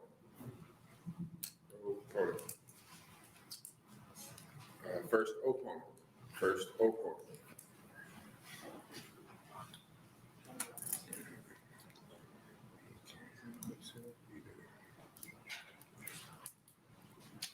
Good afternoon, Senator Wayne, members of the committee. My name is Don Klein, Kleine. here as the Douglas County Attorney and as a representative of the Nebraska County Attorneys Association. It seems to me, just in hearing the testimony today, that there's some misstatements being made. There is no, for juveniles, there is no life without parole for juveniles. The statute was changed, Miller versus Alabama said you can't have that. Okay, so Nebraska changed the statute on first-degree murder and said, what, 40 to life, okay? But when you have an indeterminate sentence like that, you're eligible for parole and what the minimum, so the judge could sentence somebody to 60 to life, or if it was 40 to life, then they're eligible for parole in 20 years. 1B, which is secondary murder, it's 20 to life. If the judge gives a life sentence under a 1B, you're eligible for parole in 10 years, whatever that minimum sentence is. That's my understanding of the law, but it isn't life without parole, the possibility of parole. So I don't understand the need for this other than, what I hear here too also is more of not something about prosecution or not something about police, but it's about judges. Well, the judges are giving too much time. Well, again, the judge has the discretion to give anything within the parameters of those sentences. They look at all the facts and circumstances. They look at all the background of the defendant, what age they are, how well they did in school, how much their brain was formed on whatever expert testimony somebody wants to provide the judge. And they sentence what they feel is an appropriate sentence within those parameters. And I think the judges do a fairly good job with regarding the circumstances as they see them, depending on what they see, what the facts and the evidence were provided as to what this person did. We talk a lot about this brain formation, and I don't disagree with that as anybody, but we always look at a person's brain when we prosecute somebody. And that do they know the difference between right and wrong? And do they know the nature and quality of the acts they're given? And if they do, then they don't qualify as being not responsible for what they did, because we do find people not responsible for what they did based on their brain. So I think those are things that are taken into context. They're mitigating circumstances maybe for a judge in sentencing. And those are things that are looked at. And I don't think there's a need to change the sentencing parameters here because we already have ones that are less than, I hear this again, life without parole stuff. That's not accurate. I'd be happy to answer any questions. Any questions from the committee? Senator Board. I actually do have one. Yeah. I always seem to have questions for you, sorry. Yeah. So if they're getting it wrong, with the proponents told us about what the current law is. Well, I understand what Mr. Riley's saying, because Tom's saying, hey, it doesn't say life without parole, but if, in effect, if a judge gives them a sentence of, 60 to 80 years, that's a life sentence in effect. Yeah. But again, that's a judge who's looked at all the circumstances. But I don't think per se that it's a sentence of life without parole. So he's saying de facto, you're saying de jure. Right. Okay. Right. All right. Okay. Thanks. Any other questions from the committee? Senator McKinney. Thank you. So if you're arguing there is no juvenile life without parole essentially in our state, then why are you opposing the bill? Well, why do we need the bill? That's what we don't have a life without parole here So in you're Nebraska. opposing I'm saying the 40 to life sentence that the Nebraska has changed already from originally it was if you get convicted of first degree murder, you get life, and life means life. That's not the case anymore for a juvenile. It's the amendment in, 28303.02 or whatever says, if you're less than 18, then the minimum sentence on a first degree murder is 40 to life. All right, so a judge can sentence anywhere in those parameters. So you're basically you're arguing that you don't like the sentence structure in the bill. Is that what you're Right, proposing? I'm saying, and I could even work with that, but I'm saying, well, why are we taking away the discretion of the court? Because they could sentence somebody on a first degree murder, it's a juvenile to 40 years if they think it's appropriate. okay? And they're the ones who look at all the facts and circumstances, the criminal history, all those kinds of things that judges are supposed to do, and they make a determination as to the sentence. And I don't think that's a bad parameter for anybody to have. So what if a judge sentenced a juvenile to life to life? I don't think they can do that. I don't think they can say life to life. I don't think they can give a flat sentence of life to life. I think if they said life, if it's an indeterminate sentence, then the minimum sentence for that crime is the minimum sentence. If they just said life, it's just like if it's a second-degree murder and then somebody says life for an adult, then that sentence is 20 to life. And if they say it for, I think somebody on a first-degree murder now even, because we can't have life without parole, it's 40 to life. But the judge could sentence somebody to 60 to life, or I think 60 to 80 or whatever might be in that parameter. All right, thank you. Sure. Any other questions for the committee? Seeing none, thank you for being here. Thank you. Next, opponent. Opponent.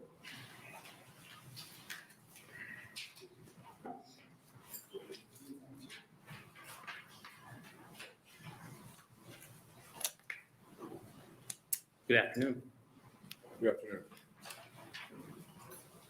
My name is William Rinn, William Rinn.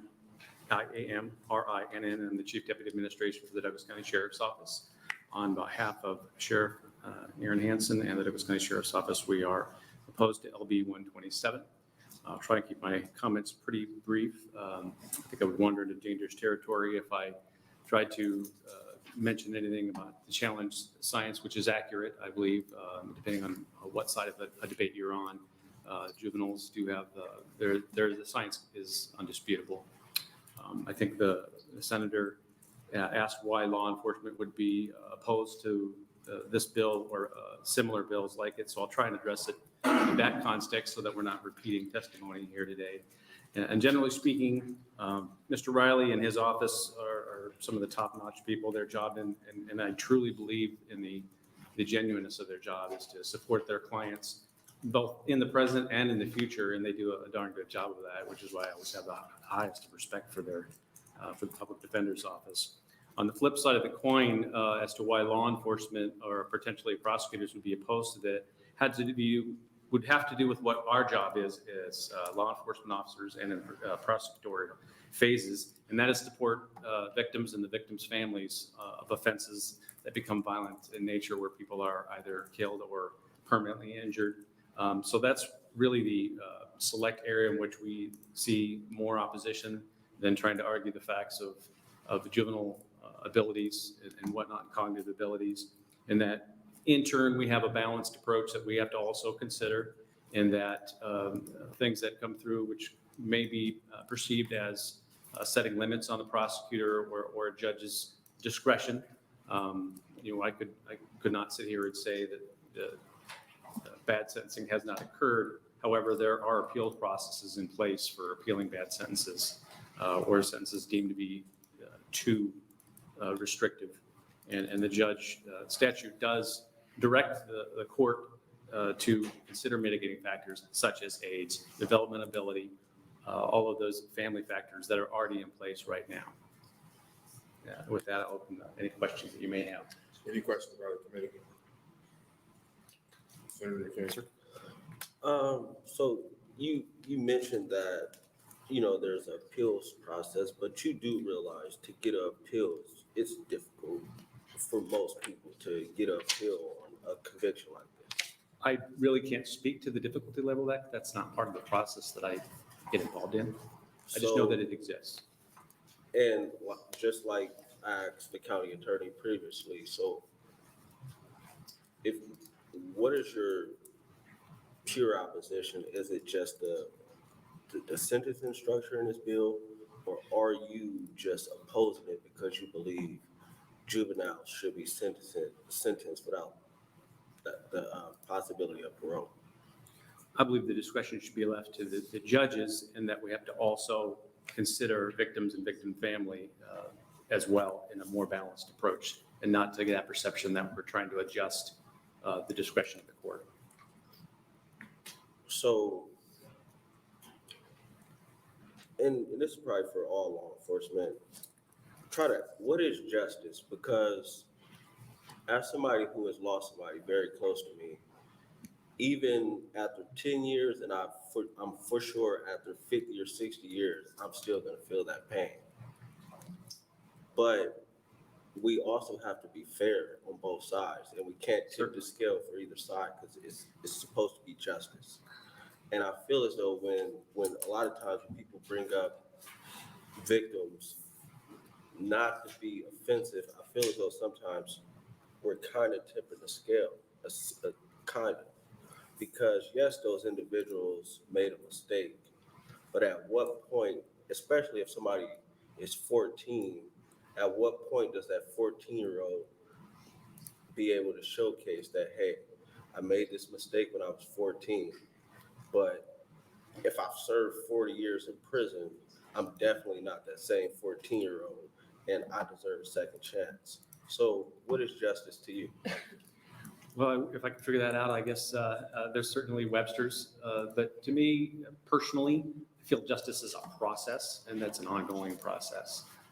Whether it goes in someone's favor or not, the way they were looking for, whether it's prosecutory side or whether it's on the defense side, if everyone at least has the process heard through and a decision is made by a juror or a judge, then justice has been served. Now, there are persons that will tell you from the victim advocate or the family members of the defendant that they don't feel justice was served. Again, those are going to be more subjective than objective observations that I can't speak to. All right, thank you. Any other questions from the committee? Seeing none, thank you for being here. Next opponent.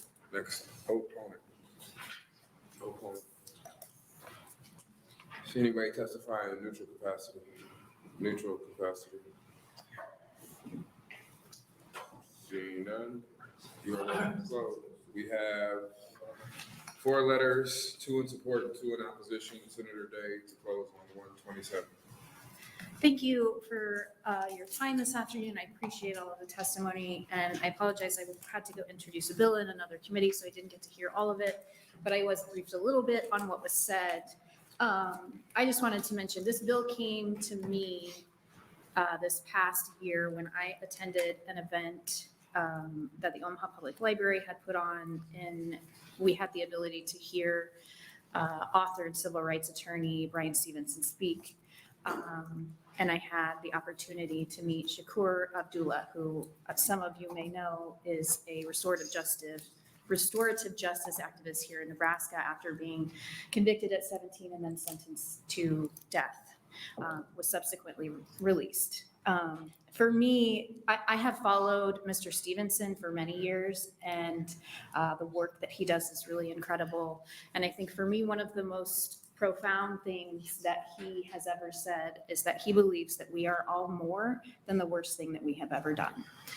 And I think especially when we're talking about our kids. I understand that some of the opposition to this bill is that we are not sentencing life to life. We are not sentencing children for life to life. Some judges will look at each individual case and sentence 60 to 80 years. But from what I'm hearing, judges still can and have the opportunity, because we have not codified this, they can sentence a juvenile to life. And also many judges are not opting for 60 to 80 years. They're opting for a much longer sentence with the bottom number of years starting at 90 years, which we know is essentially a de facto life imprisonment without the opportunity for parole. And all we're doing here is saying that we can't do that to kids anymore, because that's not okay. And that we do believe that we are more than the worst thing we have ever done, and that we do believe in redemption, and we do believe in mercy and grace, especially when we're talking about children who have not had the opportunity to fully grow into human beings. I think we often talk about these cases and these sentences in terms of decades and years, but we sometimes lose sight of the fact that we are talking about a lifetime. And if you think about who you were at 10 or 15 versus who you were at 30 or 40 or 60, it's drastically different for all of us. And I also often think about the things that I was doing when I was 15 or 16 and how I had the fortune of being born into the family that I was born into and living in suburban Omaha through no account of my own. That was just my luck in life. Many kids do not have that kind of luck. They're born into situations through no fault of their own that send them on a cascading sequence of events that puts them in really awful situations. And this is certainly, these bills are not meant to minimize the very serious nature of these crimes. That's not at all what we're doing. What we're doing is essentially saying we believe that it is cruel and inhumane to sentence a 15-year-old to life in prison without the opportunity for parole. We believe that that child is not redeemable, and I think that's wrong. So with that, I would be happy to answer any questions that you have. Any questions from the committee? Senator Gordon. I'll ask a question. Thank you. I was sort of struck in this hearing by the discussions of roles, because we all have these different roles in this criminal justice system. And Mr. Riley, as a defense attorney, has to zealously represent his client and looks after his clients. And so he has a perspective and he has a role to play. And the prosecutors have a role to play. They have to, zealously represent the people of Nebraska, their various counties. And the police have their role to look after the victims and to ensure the crimes are taken care of or are investigated and gotten to the prosecutors. How do you see our role as a legislature? What is our role? Thank you, Senator Board, for that question. And this is a point that I actually wanted to touch on, so I appreciate you asking. I think that our role as a legislature and my job as a lawmaker is to balance those two sides and to meet somewhere in the middle. It's our job to uphold public safety, right? It's also our job to make sure that the laws that we provide for the public are just and they're based in science. When we know better, we do better, right? We know that since we have been sentencing children to life and to the death penalty and all of those things, science has evolved to help us understand the poor decision-making ability of a child. And I think that as lawmakers, it's also our job to make sure that we are not unjustly using the law in addition to balancing that with public safety. And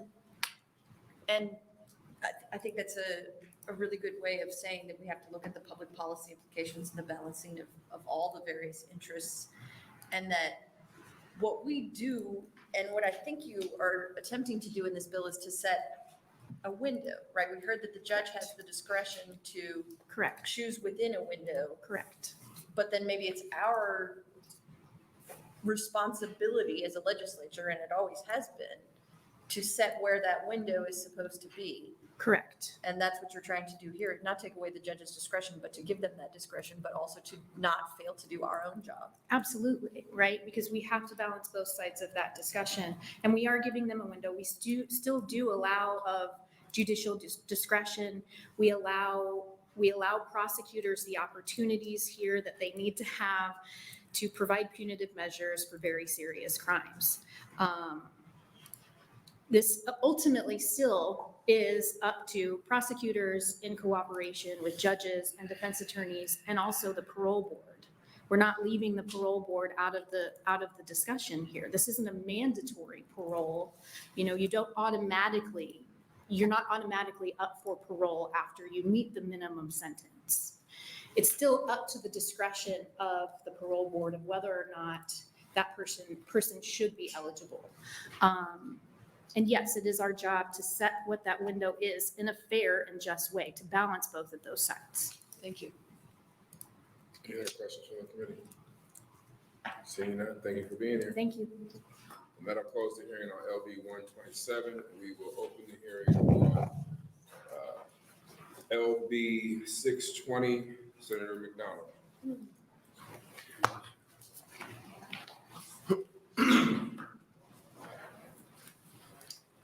you, Chairperson Wayne, members of the committee. My name is Mike McDonnell, McDonnell, represent Legislative District 5, South Omaha. LB 620 changes the provisions under which a juvenile who commits a serious crime of violence can be charged as an adult. As written in 29-1816 prevents a juvenile who was under the age of 14 at the time of the offense from being charged as an adult for any crime, regardless of the class of felony or nature of the offense. The number of juvenile perpetrators of gun violence has steadily increased over the last few years.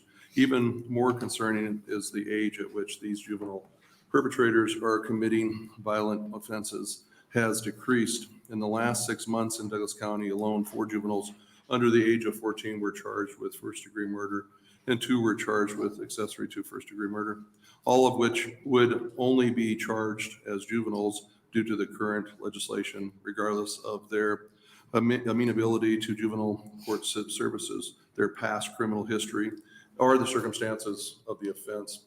The goal of juvenile justice is rehabilitation, which goes hand in hand with public safety. This cannot be achieved without allowing the judicial system to consider the relevant factors and make a determination as to the appropriate avenue for the charge to proceed in on a case-by-case basis. This bill would allow the most serious of violent felonies to be filed in adult court when committed by juveniles age 12 or older. The bill would still provide an avenue for those charges to be transferred to juvenile court if, after considering all the relevant factors, a judge determined the juvenile was amenable to the services and rehabilitation plans available in the juvenile court, while also taking public safety into consideration. This bill also includes provisions on the requirement for a hearing in juvenile court when a juvenile is taken into temporary custody or detained or placed in an alternative to detention. This bill would eliminate the waiver of a detention hearing through counsel and would require a juvenile to appear before a juvenile court judge within 24 judicial hours of being detained or placed in an alternative to detention, in order to ensure the juvenile's best interest and the community safety has been considered by the judge. Also here to testify and further elaborate on the need of this legislation changes are Don Klein, Douglas County Attorney, Lieutenant Nick Andrews with the Omaha Police Department, and Chief Deputy William Reen with the Douglas County Sheriff's Office. I'm here to answer your questions, and I'll be here to close. Any questions from the committee? Senator McKinney. Thank you. Thank you, Senator McDonnell. What is the difference between 12 and 14 years of age? Someone that committed murder. So if you're like the age of 12 versus the age of 14, the age of 15, it's not about so much that, it's about the person that just took another person's life. When you were 12 and you made mistakes, I'm not sure if you made mistakes at 12, but if you did, were you fully aware of everything you were doing? Conscious of everything? Definitely, Senator, I did make mistakes at all ages. And I at times was aware, at times I wasn't. There's reasons, of course. I don't believe there's excuses, but we can look at any time a life is taken by an individual. Who's responsible? Is it us as state senators? Yes. We're a part of the responsibility based on we're trying to improve things. Is it family, friends, and neighbors? Yes. Is it potentially educators? Yes. I believe we all have responsibility to try to help each other be the best versions of ourselves, but there is also that person that is going to have to be punished. And at that point, should that person be punished as a juvenile or as an adult, and which court systems to go through, it still comes down to someone lost their life, and that's what we're dealing with.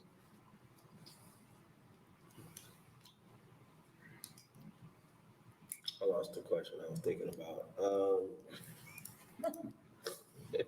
My bad. I'll be here to close if you think of it. I have a question. Why 12? Why not 10?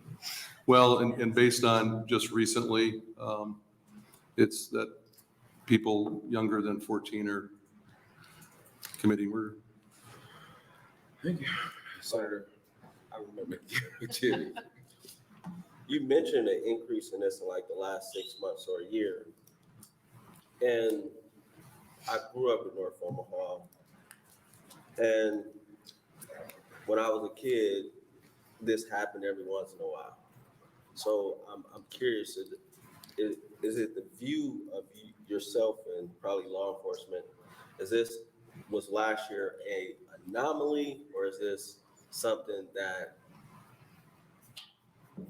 you expect to see going forward? Because in my perspective, I think a lot of the things that happened last year, understanding those situations from talking to people in the community, it was more so probably more of an anomaly for all those things to happen, how they happened, than this just being a recurring problem. Yes, it has happened.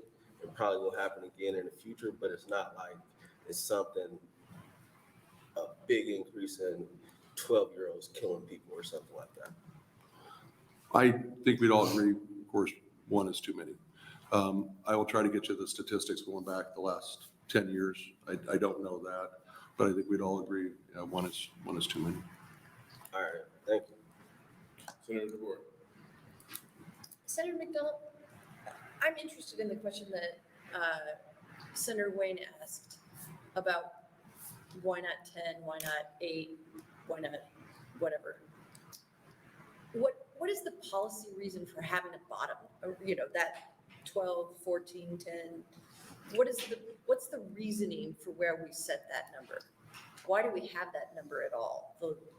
The point at which you cannot be tried in adult court. The history on the age 14, we can get you that. The reason we're talking about what's going on right now with people younger than 14 is because it's happening right now in our community. People at that age are taking people's lives. The history on how it was at 14, I wasn't here, but right now, the reason we're dealing with it is because, as I mentioned in my testimony, and to follow up with Senator McKinney, I will get statistics going back further. But here's what the people that are coming to us with to say, there is people taking other people's lives, and how are we going to deal with that? Potentially, are they going to be in the juvenile court? Or are they going to be going in adult court? And I get that, and I get that, and I get why you're here. I'm trying to ask, why not just take the number off altogether? There is some reason. We obviously have some reason. Like, we probably wouldn't want a 2-year-old to be tried in adult court, right?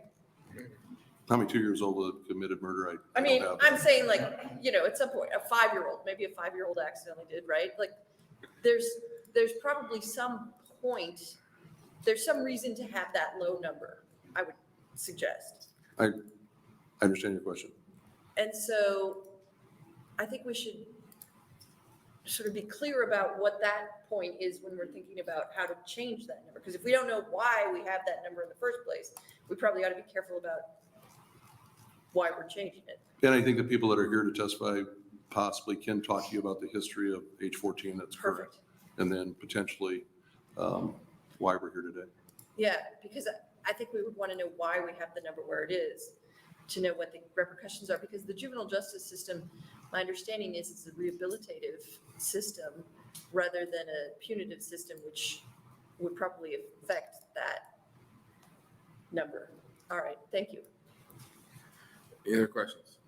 And I'll be here to close. If you think it's up. Seeing none, thank you for being here. First proponent. First proponent.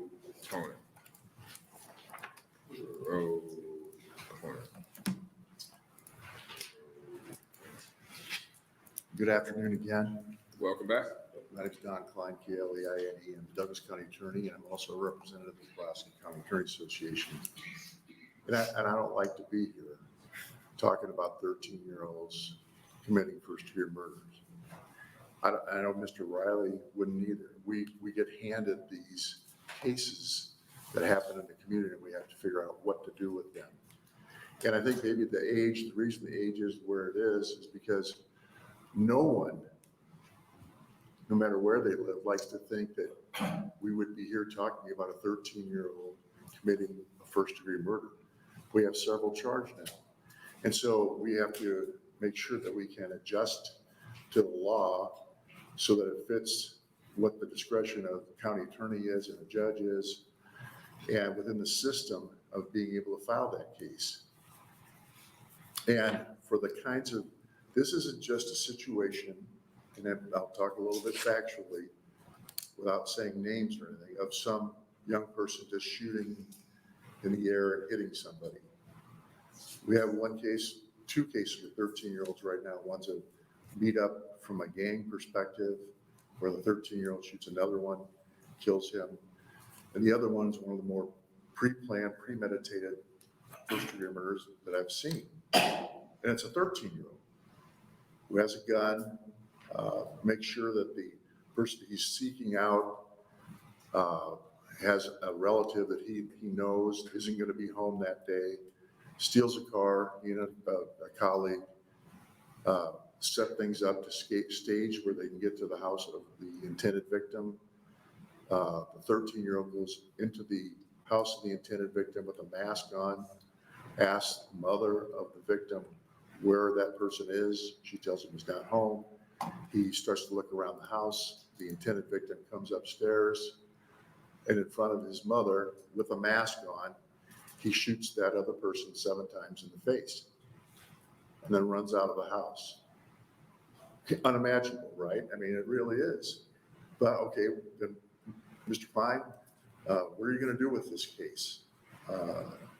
And we couldn't charge that person as an adult even to begin with because of the statute. So we've got to adjust that, I believe, so that we can at least begin that case in the adult court system, and then have a judge look at that case and make a determination if it should stay in that system or be transferred to juvenile court. Not saying that these cases all belong in adult court, but certainly they might need to be started there and then see where it's going to go as we move along. But certainly for that kind of situation and that kind of fact situation, it certainly is very troubling to everyone. And it's okay, what do we need to do to get justice for this family? So I'm sorry, I said my time's up. Thank you. Senator DeBoer, question, Senator DeBoer. I can't let you go without asking a question since I've been doing it all day.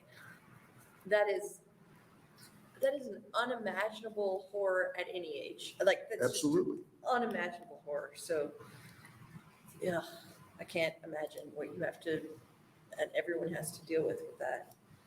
What currently is the mechanism under the juvenile code for homicides?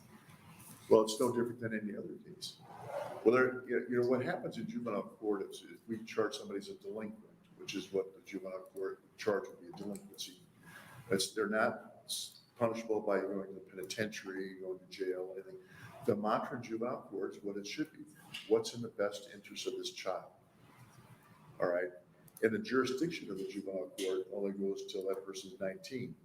But it doesn't matter even what the person's is. They don't use the term convicted, is found in juvenile court. It could be doing graffiti, it could be murder, it could be assault, it could be theft. What happens is the judge doesn't really sentence somebody. They take jurisdiction over this individual until they're 19 possibly. Either put them on probation, they place them out of the home, they place them in a youth facility, but that jurisdiction ends at 19. So if someone committed a homicide at 14 now. Yes. Wait, let's do it 12. 12 now. And they were then under the juvenile court, they would be from 12 until 19. Yes. Under the jurisdiction of the juvenile court. Possibly. That's what the judge felt was appropriate. Okay, but for a homicide, probably is gonna lean that way. And then at 19, they're released? Totally. There's nothing the juvenile court could do with that person if they violated their probation, if they did anything, as a juvenile, because they're 19. That's the age of majority. Is there a presumption at, say, 17, I don't know this, I should, but I don't, at 17 or something that they, if it's a certain kind of case, they will be charged as an adult most often? We have that discretion, and we make that determination based on the person's criminal history, their background, the serious nature of the crime, and then it'll be, but the problem is, when somebody's even 17, is for all practical purposes, jurisdiction ends up there when they're 18. And sometimes if you file a delinquency in juvenile court, it might take a year for that to get adjudicated. That's why I was And asking. all of a sudden, That's why I was asking it, so it could be a very short period of time. very short period of time. In which, so that's probably something that you consider when you're determining whether or not to bring it in juvenile court. Absolutely. Okay, so, all right, that's, and what's the reasoning for 14? You said, Well, I think it's just because nobody thought 13-year-olds would be out there committing a first-degree murder that was a premeditated plan handout thing until we saw examples of it happening. Yeah, by the way, this only applies to first degree and second degree murders, this, 12 and 13 So- year old, as far as being able to file on them as adults. How long have you been practicing criminal law? Criminal law Yeah. for probably, let's see, I'm not gonna say when I graduated from law school, but it's been about over 40 years. Okay, And I so was a long as a time. defense attorney and as a county attorney. Right, in the that's why I thought you've been doing it for a long time. Do you recall prior to these recent cases, a situation where there were young teenagers or tweenagers or whatever that were involved in these kinds of very serious cases? Not very often. It'd be abnormal. I mean, I can remember there was a young man in the area of Pipple Park in Omaha who took an arrow and found a young girl in the park and stabbed her to death. But it was unusual. It was extremely unusual for that. But yeah, he was like 16. But I've never seen 13 and 14 and 15-year-olds involved in the type of violent crime that we've seen recently. Somebody told me once, and this may be baloney, but you may have information about whether it's borne out or not, that the gang groups were specifically targeting younger and younger members to act as their violent. A surrogate, they're a person that could go out and do the dirty work because they could. Would not. And I'm not saying that doesn't happen. The other case we had was a gang case where the 13-year-old took a gun in the Hanscom Park area and killed another young person at like midnight. And we got the gun from other gang members. There's a lot of social media posting, so I don't know. The reason I ask that is if that is a troubling trend, Yes. I don't know if it is or isn't, I just don't have the information. Would it be possible that they would just keep driving that number down?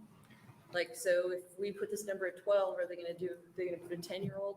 Are they gonna do God, I would hope not. I mean, that's what I mean. Like I said, we don't want to be here having to talk about, we need to do things on the other end of the spectrum instead. I'd rather see us do whatever the legislature can figure out to do to prevent these kinds of things from happening. And that's why I think, education, hope, all those kinds of things are the most important thing to give young people so that they stay in school. So these kinds of things don't happen. Because we all know that it's horrifying. I mean, it's really hard to distinguish. Yeah. What's, at some point, it does seem like we would get too young to try someone as an adult. It really does. And I agree. so that's the thing that I think we'll have to struggle with. Thank you. Any questions? So I got one. Senator McKinney. Sorry. Yep. Thank you. Thank you. So earlier, you were advocating for a bill for 17-year-olds not to give a deposition. And now you're advocating for a bill for 12-year-olds to be charged as adults. Can you make that make sense for me? What we're talking about with this bill to change it to 12, we're talking about people who have were allegedly first degree or second degree murders, so that we can charge them as adults or not charge them as adults and use our discretion in that regard.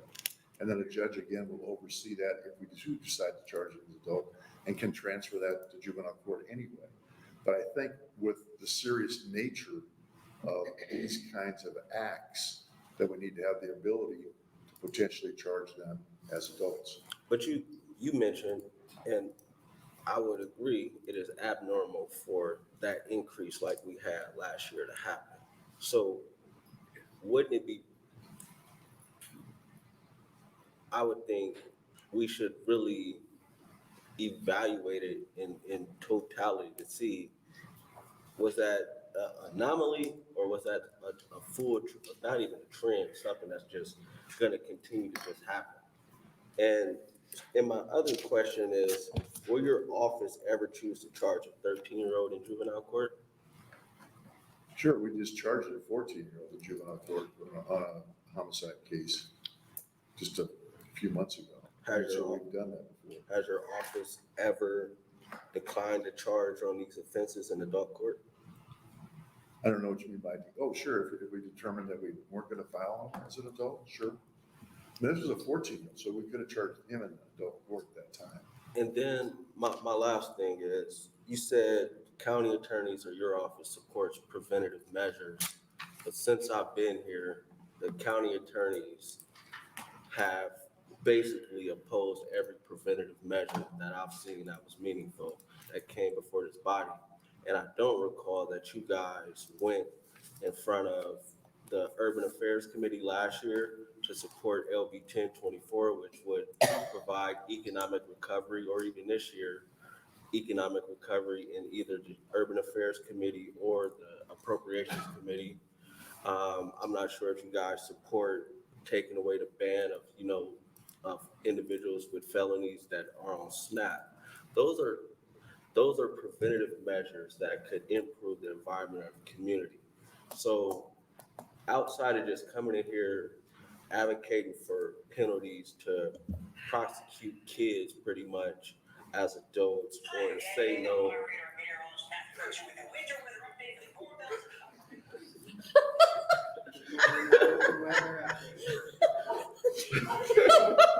That wasn't mine.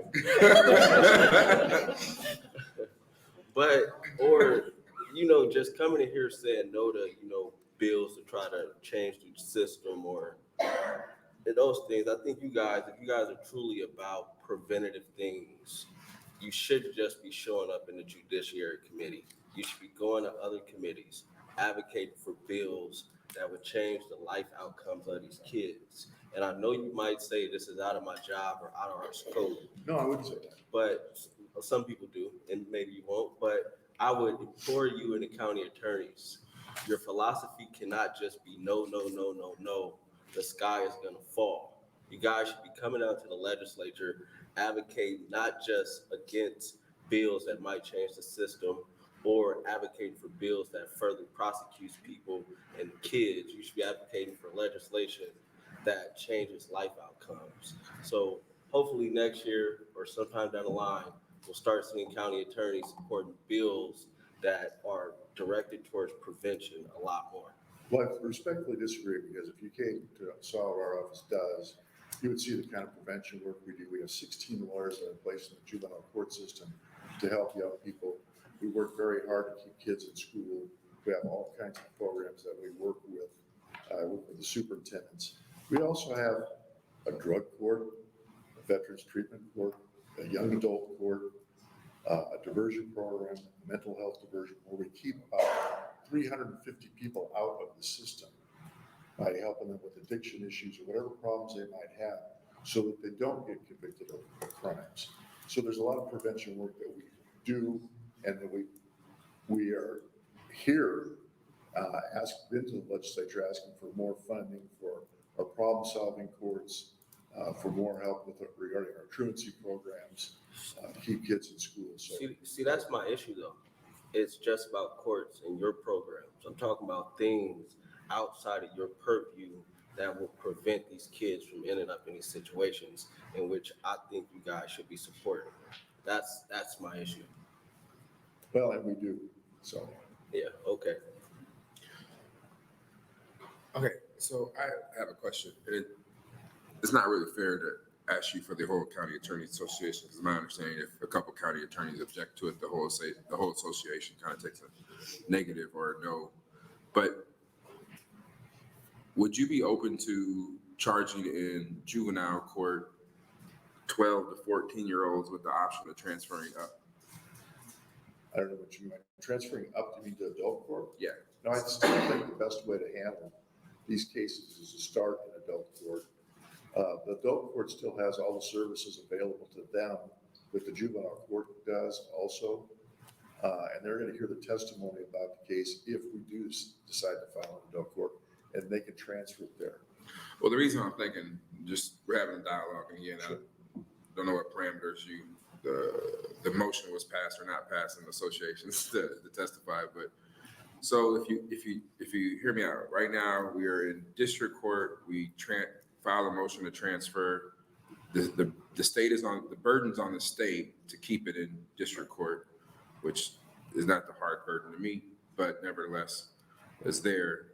And so we keep the burden on the state, but you start in juvenile court and transfer up. And from my position, we argue for judge's discretion, but why can't we have a juvenile judge discretion to go up versus down? Because they would know better than I think a than a district court judge of whether the juvenile services could rehabilitate this child before they turn 19 versus a district court judge who doesn't play in the juvenile sector very often. Yeah, but they do hear during testimony, during those transfer hearings about all the services are available in juvenile court, how long jurisdiction is, all those kinds of things versus, and there could be expert testimony, the defense might bring about brain formation and those kinds of things. And I think the district court judge is in a better situation to make that decision because they deal with these kinds of cases all the time, whereas the juvenile court really doesn't deal with these all the time. Then my follow-up question, it would be easier for me, and this is kind of just a thought, so it's not really a question, but I would like your response. It would be easier for me to lower it to 12 if at the same time the county attorneys weren't against LB 184, which is testimony in juvenile proceedings not being used in any other proceeding. And the reason is, as you just said, if a district court is trying to figure out what's best, oftentimes you have clients, or I have clients going on the other side, where I don't want them to necessarily, I'm not going to put them on the stand, but two, if I send them to a counselor, I need them to be, or a therapist, I need them to be open and honest so that judge can really see because one of the factors is whether the kid is honest or trustworthy in any evaluation. And if they're holding back because the attorney is afraid that what they say will be used in a trial, then we can never get to the point of a transfer actually meaning what it's supposed to mean. And I don't necessarily disagree with you about that. I mean, and I've talked to people about that. Like when we have somebody go to the regional center, they're told right away, which is in some ways problematic because it should be almost like patient client privilege.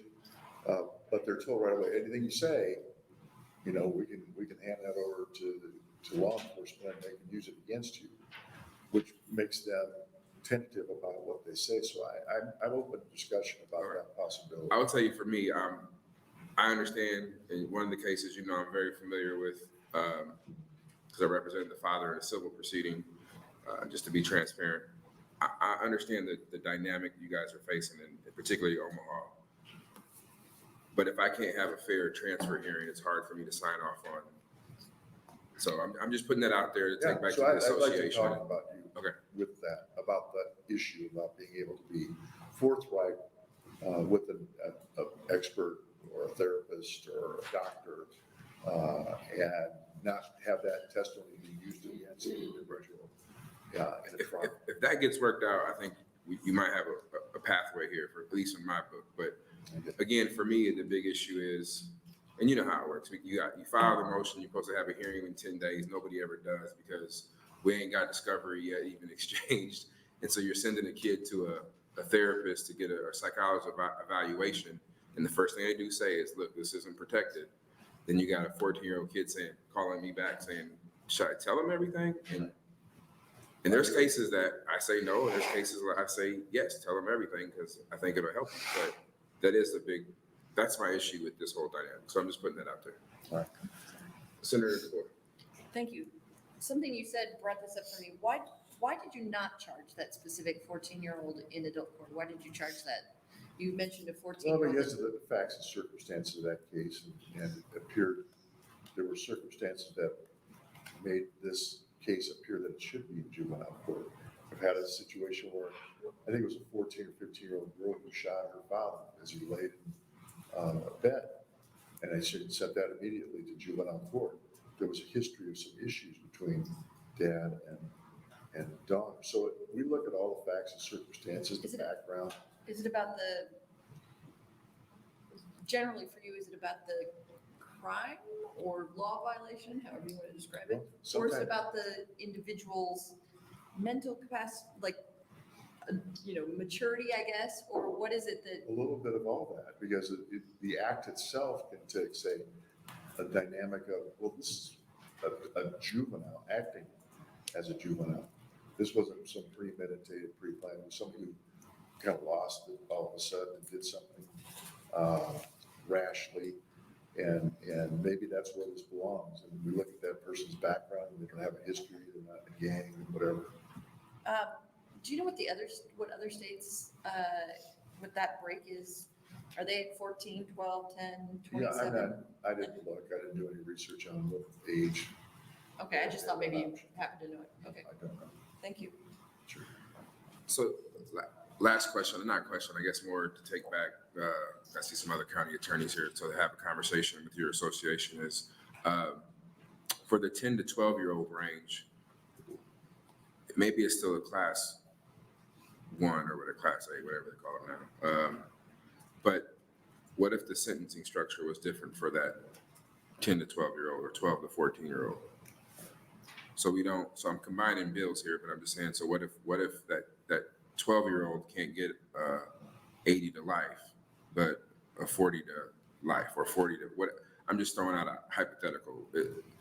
I'm trying to get to a yes is what I'm trying to figure out. Yeah. But I don't know. And part of the problem is I only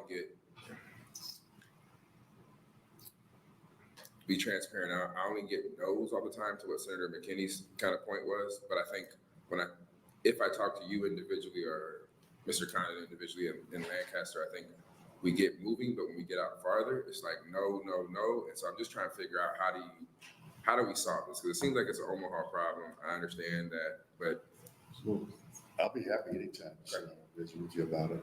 And sometimes there is a big difference, as you're aware, in the legislature between the urban part of the state and the greater part of the state. And I think there's different issues there. So, but I'd be happy again to visit with you about those issues. Thank you, and I appreciate it. And just for the record, all the clients I represent are usually treated worse from Mr. Don Klein's office because, no, I'm joking. No, he just says, no, we're not giving him a deal. We have to make sure Justin works 4 times as hard. So I appreciate it. It makes me better lawyer. Thank you, Mr. Klein. Next proponent. Sorry. I'll step out and talk to you right now, but I can't have you interrupt the hearing. But let's talk about what you want to talk about. I'll give you space. Welcome. Hello. Good afternoon. My name is Patrick Dempsey, Patrick. Last name Dempsey, Dempsey. I'm a 13-year veteran of the Omaha Police Department and currently serve as the secretary for the Omaha Police Officers Association. I appear today on behalf of the 800 sworn officers in our association in support of LB 620, an important and necessary change that will reduce violent crime in Omaha. Juvenile offenders who commit murder must be held accountable for their actions. Charging them as adults and requiring them to serve the appropriate sentence is essential to ensure public safety. As experience demonstrates that these most violent juveniles are most likely to reoffend. Current statutes do not adequately protect the public from these offenders. Individuals aged 12 and 13 years old who commit homicide can be charged for that murder, but they will not serve a sentence proportional with that crime. Instead, these juveniles will be sent to the Youth Rehabilitation Center in Kearney and either return to their community once rehabilitated or released from the court on their 19th birthday. While we recognize that juvenile offenders deserve justice and opportunities for rehabilitation, the crime of murder, even for 12 and 13-year-olds, must carry a more significant consequence to end these cycles of violence. And I'm sorry this is repetitive. As a homicide detective, I've had too many firsthand examples of why this change in law is necessary. A recent case involved a 13-year-old perpetrator who stalked a potential victim, conducted surveillance on them and their siblings at school to ensure that no one else was present in the home. The perpetrator later broke into the residence and killed the victim in a carefully planned execution. This same 13-year-old had been previously known to us for auto theft cases where he would steal and strategically place cars throughout the city to methodically cover up the crimes. This offender, now incarcerated for first-degree murder and participation in many other crimes, is aware of the soft legal consequences of his actions and unfortunately is not the only example of a juvenile murder currently incarcerated in Douglas County Youth Corrections. While we must never forget that these juveniles are still human beings with potential for change and redemption, we must also remember that they are responsible for their actions and take responsibility for the consequences. I thank you for your time today, and I am open to any questions. Thank you for your testimony. Are there any questions for this testifier? I don't see any. Thank you for being here. Thank you. Next proponent.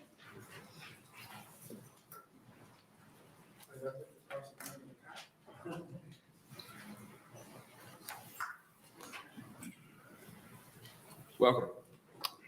Thank you. Good afternoon. My name is Nicholas Andrews, Nicholas, last name Andrews, Andrews. I'm a lieutenant on the Omaha Police Department and serve as lieutenant of the homicide unit. I'm here on behalf of Chief Schmatter and the Omaha Police Department in support of LB 620. Unfortunately, like my two colleagues have spoken with earlier, there has been an experience of spike in juvenile offenders when it came to homicides in 2022. Current laws prevent prosecutors and judges the ability to address these situations. I'd like to provide you some statistics. You've already heard about these, but in 2022, Omaha had 30 criminal homicides. 11 juvenile suspects were arrested and charged with either first degree, second degree, or some type of manslaughter as a result of those 30 criminal homicides. 4 of those juveniles were under the age of 14 and have been charged with first degree murder. If convicted under the current system, like Mr. Klein spoke about, those juveniles are free and cut loose at the age of 19. Okay, so there's no other action that the courts can take at that point. That's where our job becomes very difficult with families. Part of our job involves dealing with families to help understand the court system. When detectives have to explain to families of homicide victims that the person responsible for killing their loved one will be released at the age of 19 is overwhelming to people. Unfortunately, I have had to sit through those conversations, and it is very difficult. I cannot begin to experience what those families are going through. So something needs to change, especially in these first degree premeditated murder situations. And there are very few of them. This is not something that's widespread and going to happen with all of juvenile justice. This covers a very small portion of them. Prosecutors and judges need the option, using their professional expertise, to charge specific juveniles as adults so that LB 620 can afford the courts the option to do that. Again, the Omaha Police Department would like to thank Senator McDonnell for introducing this legislation, and I believe that it's going to make Omaha and the state of Nebraska safer. Are there any questions? Senator. Go ahead, Senator. Thank you. See, my issue with this bill and other bills like this kind of reflect on the past when in the 90s, I believe our society overreacted to a lot of things and increased a lot of penalties, which basically increased mass incarceration across the U.S.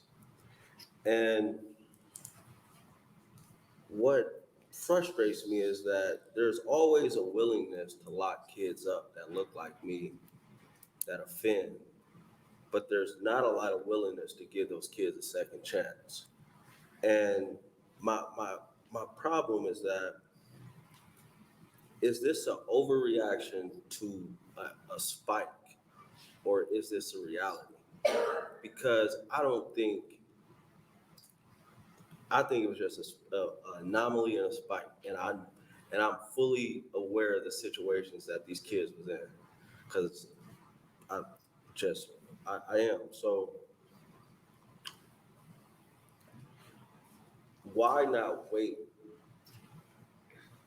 And I know some say, okay, if you wait, there will be more 13-year-olds or 12-year-olds commit these crimes. But I say that because my fear is that we keep overreacting, increasing the amount of individuals that look like myself that are entered into the justice system and stuck there. And then when individuals introduces policies and legislation to try to give those individuals second chances, people that look like you and others in the back of the room fight it tooth and nail because you want to have this tough on crime approach. So do you believe and do the police believe that being tough on crime since the 90s have worked? Well, there was a lot of questions there. What I'd like to address is the spike. First of all, obviously from a law enforcement standpoint, from a prosecutor standpoint, yes, we hope this was just a one-time spike anomaly, that it'll never happen again. But it's my job to protect the community. It's the prosecutor's office job to protect the community. And what if it wasn't just a spike? What if these numbers continue to increase? How long do we wait?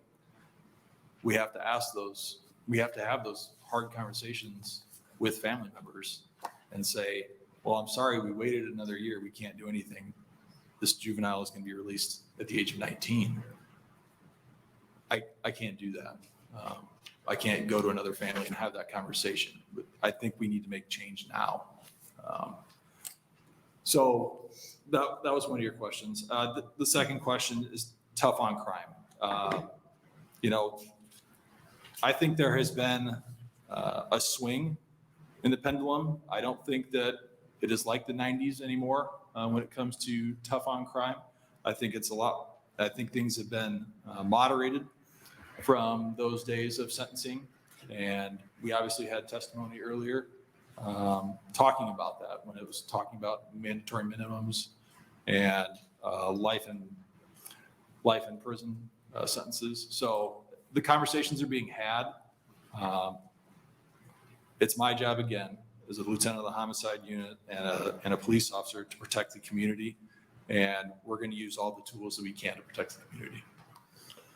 Yeah, but very few times you guys actually prevent any of these situations from happening.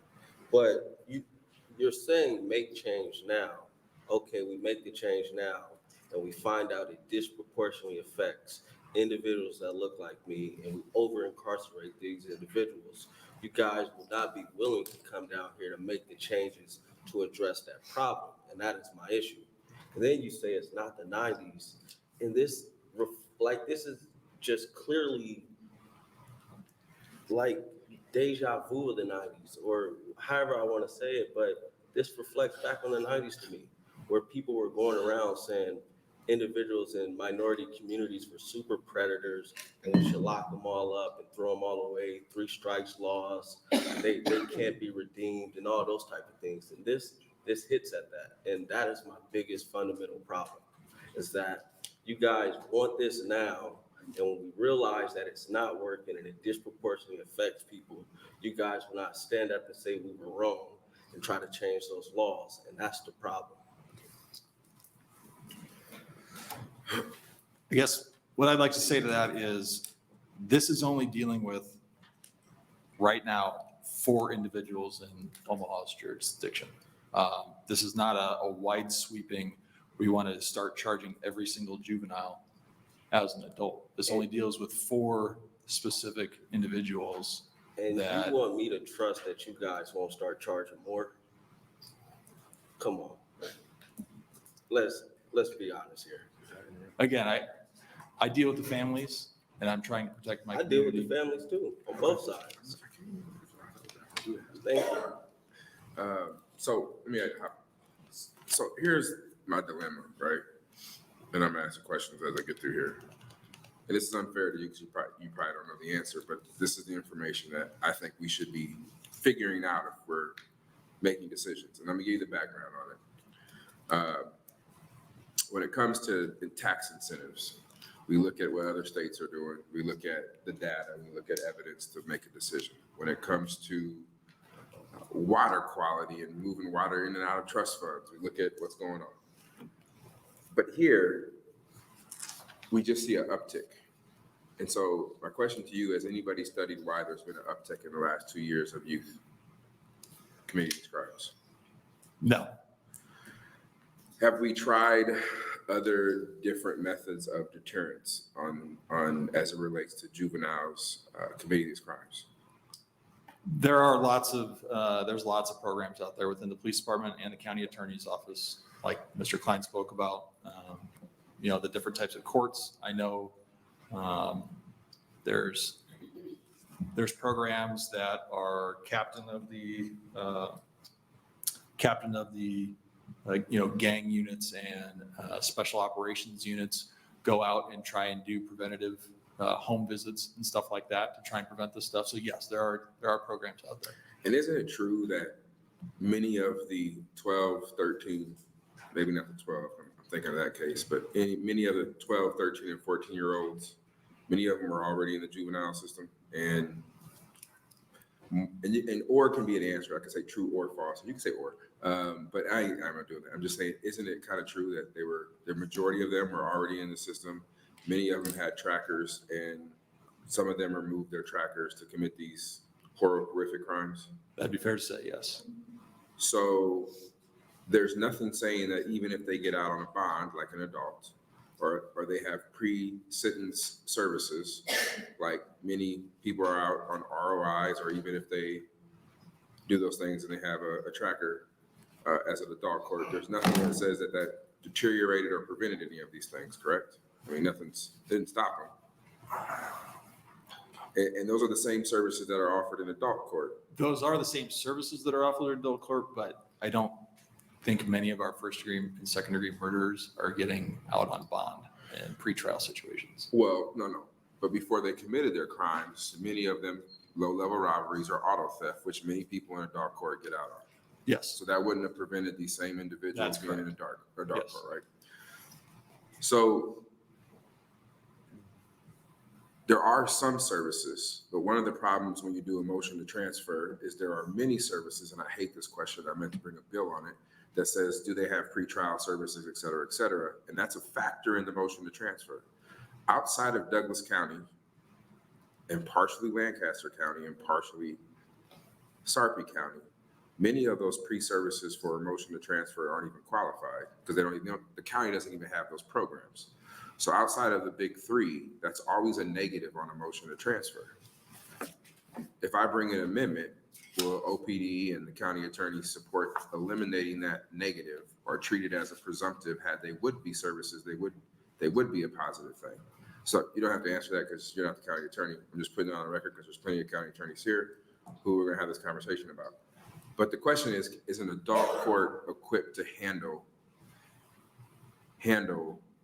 juveniles who are put into the system? Or I guess they'll still be at DCYC. Answer my own question there. Lowering it to 12, are we focusing on the deterrence or are we focusing on the punishment?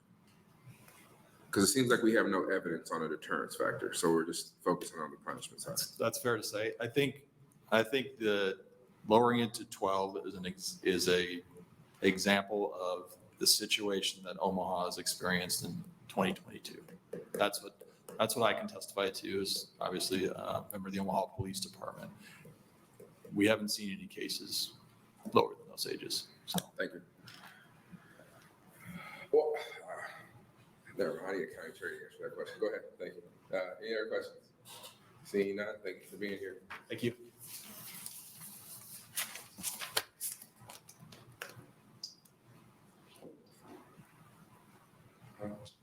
Next, proponent.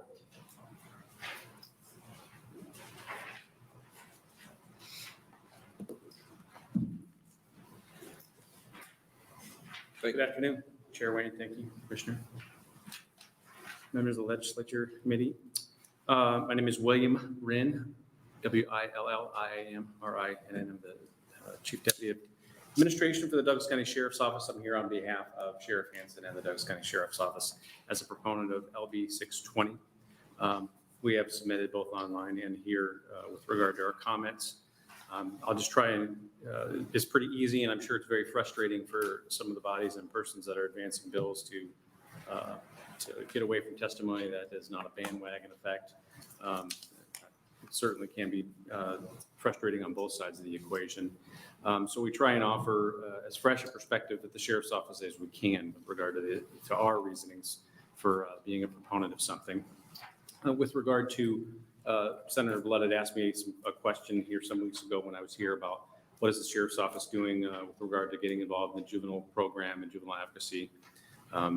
We have expanded a couple different programs, both through grant work and changing our budget, so that we can have some specialized units, a special operations group, a juvenile investigative unit, to better address some of those areas of juvenile running, the detention programs, the lack of detention, or some of those monitoring programs that simply were, this current systems are overtasked to take. So for this aspect of this legislative bill, with regard to having the hearings and having to air out a little bit more and on a little more basis, the Sheriff's Office has some companion legislation in LB 110 on there that they can get involved and offer some influence, some subject matter expertise on some of these hearings, to do threat assessment and tracking on a little more regulated, to keep the juveniles and the community a little bit more safe. And from that aspect, which is where we get most of our support. And for the other aspects, once something is out in a bill and on paper, I'm a bit of a student of communication. It's kind of like being first in line. Some of the times when we do these testimonies, it's already on the bill, it's already written, and it's already been discussed. So I'm kind of new to this game a little bit, not new to law enforcement. I always encourage, I want to get to know as many senators as we can so that we can get on paper and with some of these. We're not always going to agree. We're not always going to agree on one specific bill, but if we can move in the aggregate forward, I think we'll be better off. Any questions from the committee? Senator McKinney. Thank you. So if this bill passes and after a period of time, it is shown that the effects of this legislation has disparate impacts on Black kids in Omaha, will the sheriff's office come down here to advocate to reverse the changes that you're advocating for in this bill? I certainly would have to look at it pretty closely, wouldn't I? And look at what the data says. I can't sit there and say I would or wouldn't, but I'd be irresponsible to sit there and say I would. But if it's shown to have negative impacts, you'll just, maybe we'll consider it, or maybe we won't consider it. You won't come down here and say, we need to make this change because it's negatively impacting the community. I guess I'm gonna have to say no, because I can't give you a definitive answer right now. And that's my problem. Thank you. Sure. Quick question for me. So, and this is not really directed at you, it's directed at the county That's attorneys okay. who are here, but I forgot to ask it, so we're just gonna go with it. It's one privilege of being a chairman, I guess. The question is, so like first degree murder, right? There's nuances to first degree murder, because underneath our first degree murder, you could have an aiding and abetting conviction. That's still first degree murder, but the theory is you aided and abetted. Absolutely, yes. Do we think some juveniles at 12, how are we gonna deal with the nuances of that? Like, I'm in the car riding and then a murder happens. I understand when you're 23, 24, and you're going to rob a bank with guns, a murder could happen. But I don't know if a 12-year-old who's going to do a mutual fight at Walmart in the parking lot has the same kind of mindset. Like that, it's those nuances I'm trying to figure out how we get there. You have any? Well, it certainly is and was my job, still is my job to know the elements of any law as well as I can from my non-law background, but still certainly responsible for it. That's where we get on the phone with Mr. Klein's office and his different units that he has and say, what do you think here? This is what we have. We certainly talk those things out as best we can before we pull the trigger. No bad reference, but till we get to that phase where we're doing that, because we don't want to. I know I can only speak from the sheriff's office aspect. We don't want to flood the system or overburden the system with those things when we don't have to. But you're probably right. It is a better how we get past that. I don't know that I don't know that I know that answer. And I don't think you can probably write a law that's perfect enough to cover that scenario, but it does just this part of this nuances of a 12-year-old versus even a 14-year-old. But that law's already passed, so I can't really change that. But appreciate it. Thank you. Sure. Thank you. Any other questions from the committee? Seeing none, thank you for being here. Any other proponents? Shifting to opponents.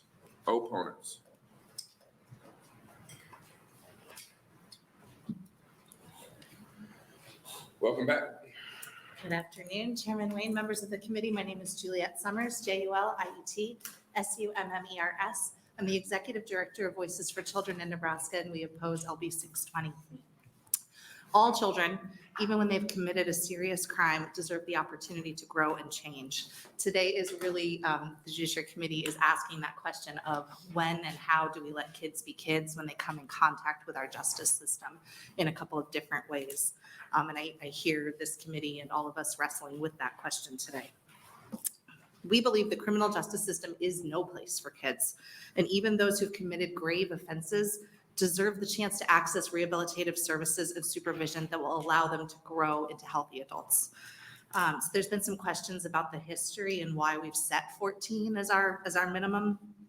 In 2014, the legislature passed LB 464 into law, which required that nearly all cases in which minors age 17 and younger are charged, that those begin in juvenile rather than criminal court.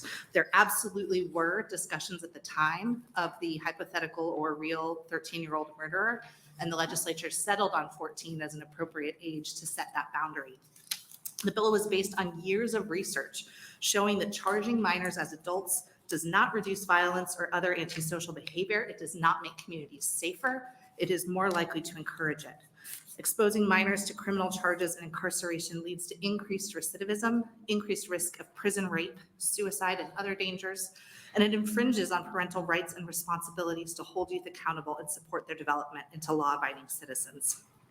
I would note, there's been some questions also about the data overall, that since the passage of LB 464 in 2014, our youth crime rate here in Nebraska overall has continued to fall. So in 2010, there were over 14,000 youth across Nebraska who were arrested on various offenses. And in 2021, the last year for which we have full annual data from the Crime Commission, that had dropped to just under 5,000. So recognizing that we are seeing a spike, a bubble for particular types of offenses in Omaha, the story of the last decade has been a real success in moving that pendulum towards science and understanding of youth development. Scholastic Books recommends Percy Jackson or the Babysitter's Club for a 12-year-old. And in 7th grade, they're only starting to learn algebra. A 12-year-old who's committed one of the acts described in LB 620, which is more than just murder. I'm going to be out of time, but I'd love to talk further about that if there are questions. They're still a child. They're all possibility. And facing the aftermath of an offense like this is not easy. Especially when it stands in contrast to our expectations for children. So we are not here to minimize the impact of these offenses and the harm they do, but we are the adults. So we bear the responsibility to see through those actions to the child underneath. I'm out of time, but I'd be happy to answer any questions. Thank you. Any questions from the committee? Senator Blood. Thank you, Chair Wayne. Thanks for coming in today. So I'm glad you said 464, because that was a Brad Ashford bill, right? That was. Like, I remember that. So, and maybe you don't know this answer, but this, I had actually wrote this on my pad before you even said it. So I'm curious, do you know what was going on around that time when it came to juvenile justice? I mean, clearly you knew the number was high, but what was going on at that time that encouraged Senator Ashford to move forward on that? Wasn't he chair of Judiciary during that time too? Yes, Senator Blood, and I started at Voices at the end of 2014, so I just missed getting to work with him, but I did work with Senator Christ, who had also been part of that, Senator Lathrop at the time.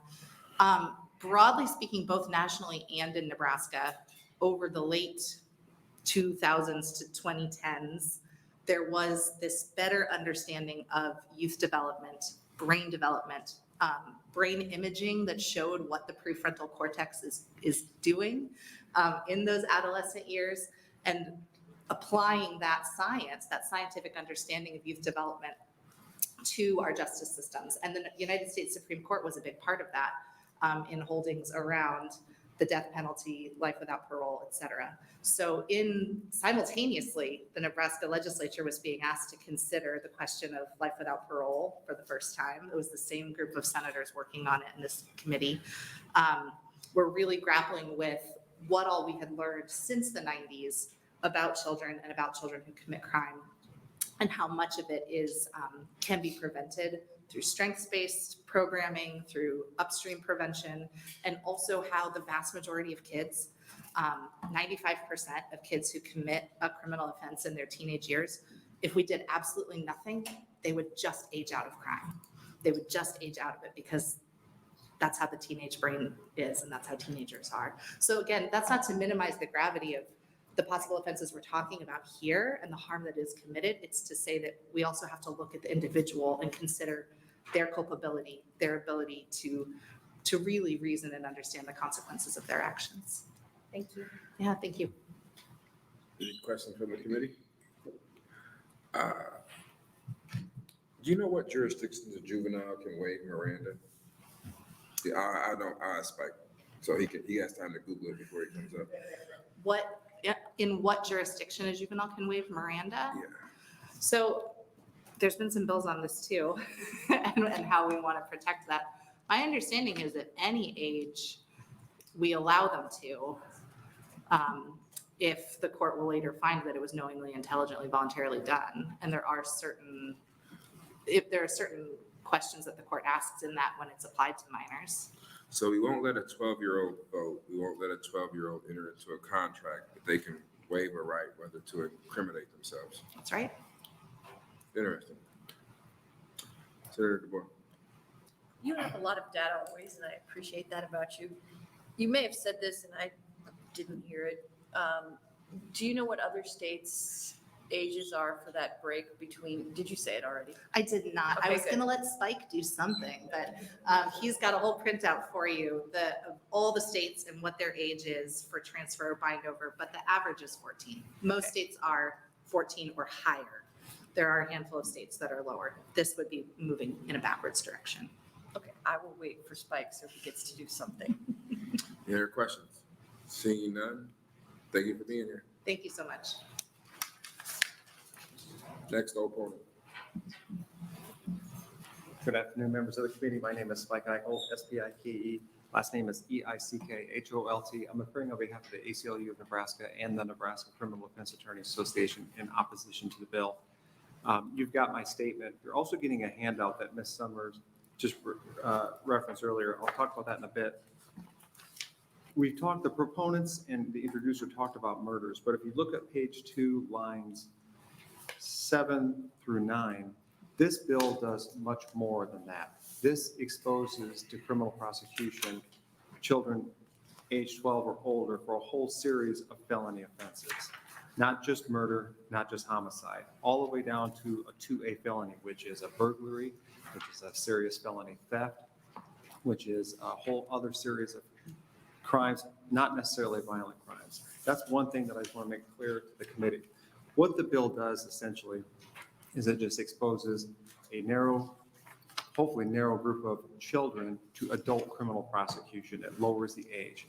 That's all. It does not provide services. It simply gives prosecutors an opportunity to charge youth as adults, prosecute them as adults. What does it mean if this bill is adopted without anything else? And Senator Wayne mentioned that earlier.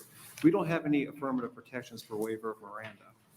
We heard a bill earlier this year that was opposed that wouldn't even let law enforcement lie to children when they're interviewing them. This would expose children from ages 12, 13 to be lied to by cops and face criminal prosecution.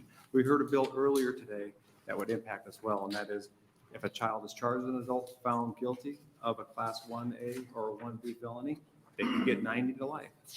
That's what this bill would do. LB 184 is another bill that has some connection to it, and that is if we do charge a 12-year-old as an adult and we don't pass 184, well, then we're not going to have that child evaluated because we're not going to have any kind of assurance that the admissions that child makes to a professional won't be used against them in the transfer hearing or even in the trial. Other states do have a set age, and you're looking at a summary that I got, a 5-page printout from the Interstate Commission for Juveniles. And if you look at the center column, if you will, there's like 5 columns that go up and down. That's the age of the juvenile case can be transferred to juvenile court or transferred to adult court. Most other states start their juvenile prosecutions for all crimes or all offenses in juvenile court. We don't do that necessarily. But as you'll see by scheming, most of the ages are 14. And as Ms. Summers referenced, some of them are 15, 16. Some of them are admittedly younger than that. Some of them have younger age depending on the type of severity of the offense, which is something that Senator Wayne asked about earlier. This LB 620 simply exposes to prosecution for a whole series of felonies as adults for children up to the age 12. And I'll just say, if this is adopted and passed by the legislature, and I've done this for 7 years, I can just, and I'm not being critical, I'm just being descriptive, it won't get reversed. Thank you. Any questions from the committee? Senator McKinney. Why won't it get reversed? Well, when something significant changes, and I'm not criticizing the committee makeup or the membership of the body, it's just, it seems to be so difficult to either follow other states on reforming things, and we follow states on certain things. If it's making a new felony, if it's making a new penalty, we do that very easily. But undoing something we did, trying this while, see how it happens. I can see myself years from now arguing in support of a bill to revert back to age 14 and facing some of the same people in this room who will be opposing it. All right, thank you. Any other questions from the committee? Oh, Senator DeVore. since I've been on this, what are other states doing? By my count, it was 9 states that have a younger age. And of those, multiple of them were 13. Right. There's 1, 2, 3 that are 12. So we would be definitely in the minority there. Are these issues happening where, we're hearing about kids committing pretty heinous murders at very young ages? Are those happening in other states? I assume so. These things are horrible. Obviously, I'm not trying to minimize the significance of them.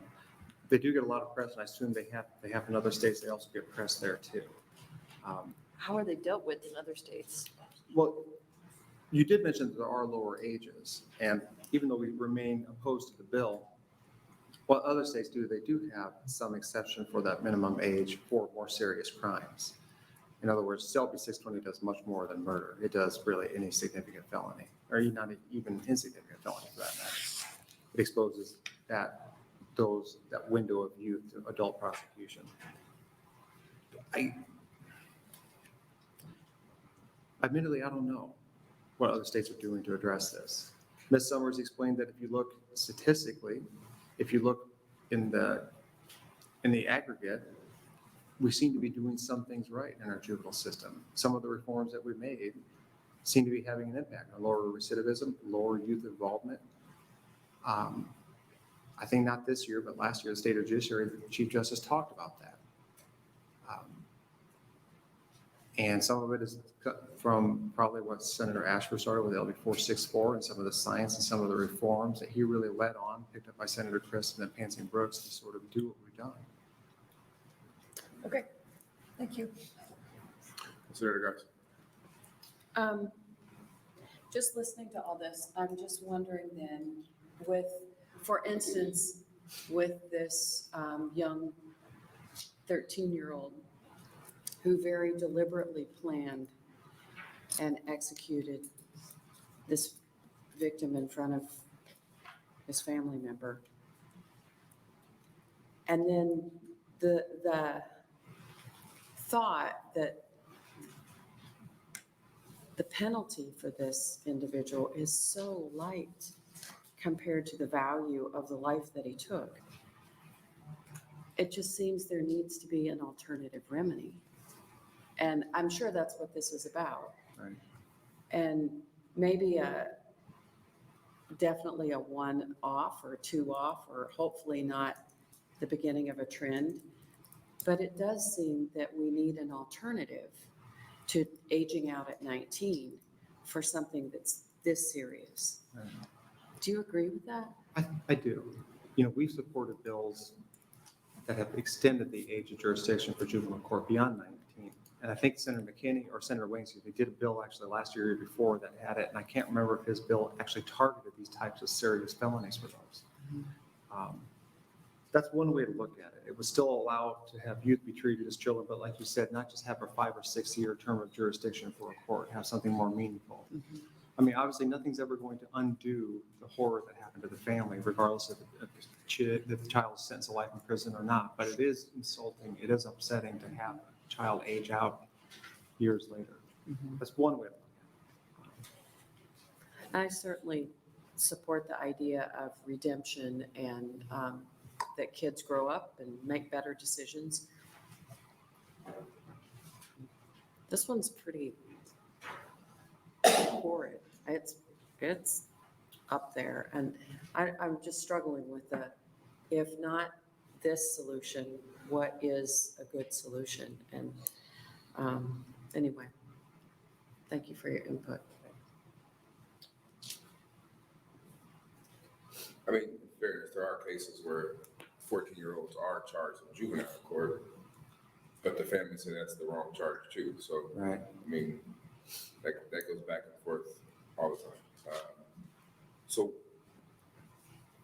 where, kind of the same question, where is the ACLU, or where would you probably can't answer, you probably need to go back and talk to more, but if there was a more narrowing of first degree, second degree manslaughter, but the rest of the felonies are off the table. And that, you know, that would be something I think there'd be a lot more for the defense attorneys particularly. I mean, we get the most serious cases. We appreciate the significance. The concern we have with the bill is written is it captures so many felonies. So that's one thing. I think what you mentioned earlier to somebody in a question was also good, and that is maybe having a lower level tier penalty scheme, if you will, for ages 12 through 14 or something like that, or 15, similar to perhaps what Senator Day's bill was earlier. That would be helpful. Thank you.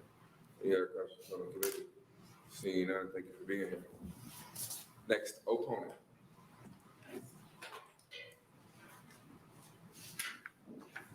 No, you gotta fill out the blue testifier sheet. Well, I'll get it afterwards. I left that part out when I was talking to you in the hallway, sorry.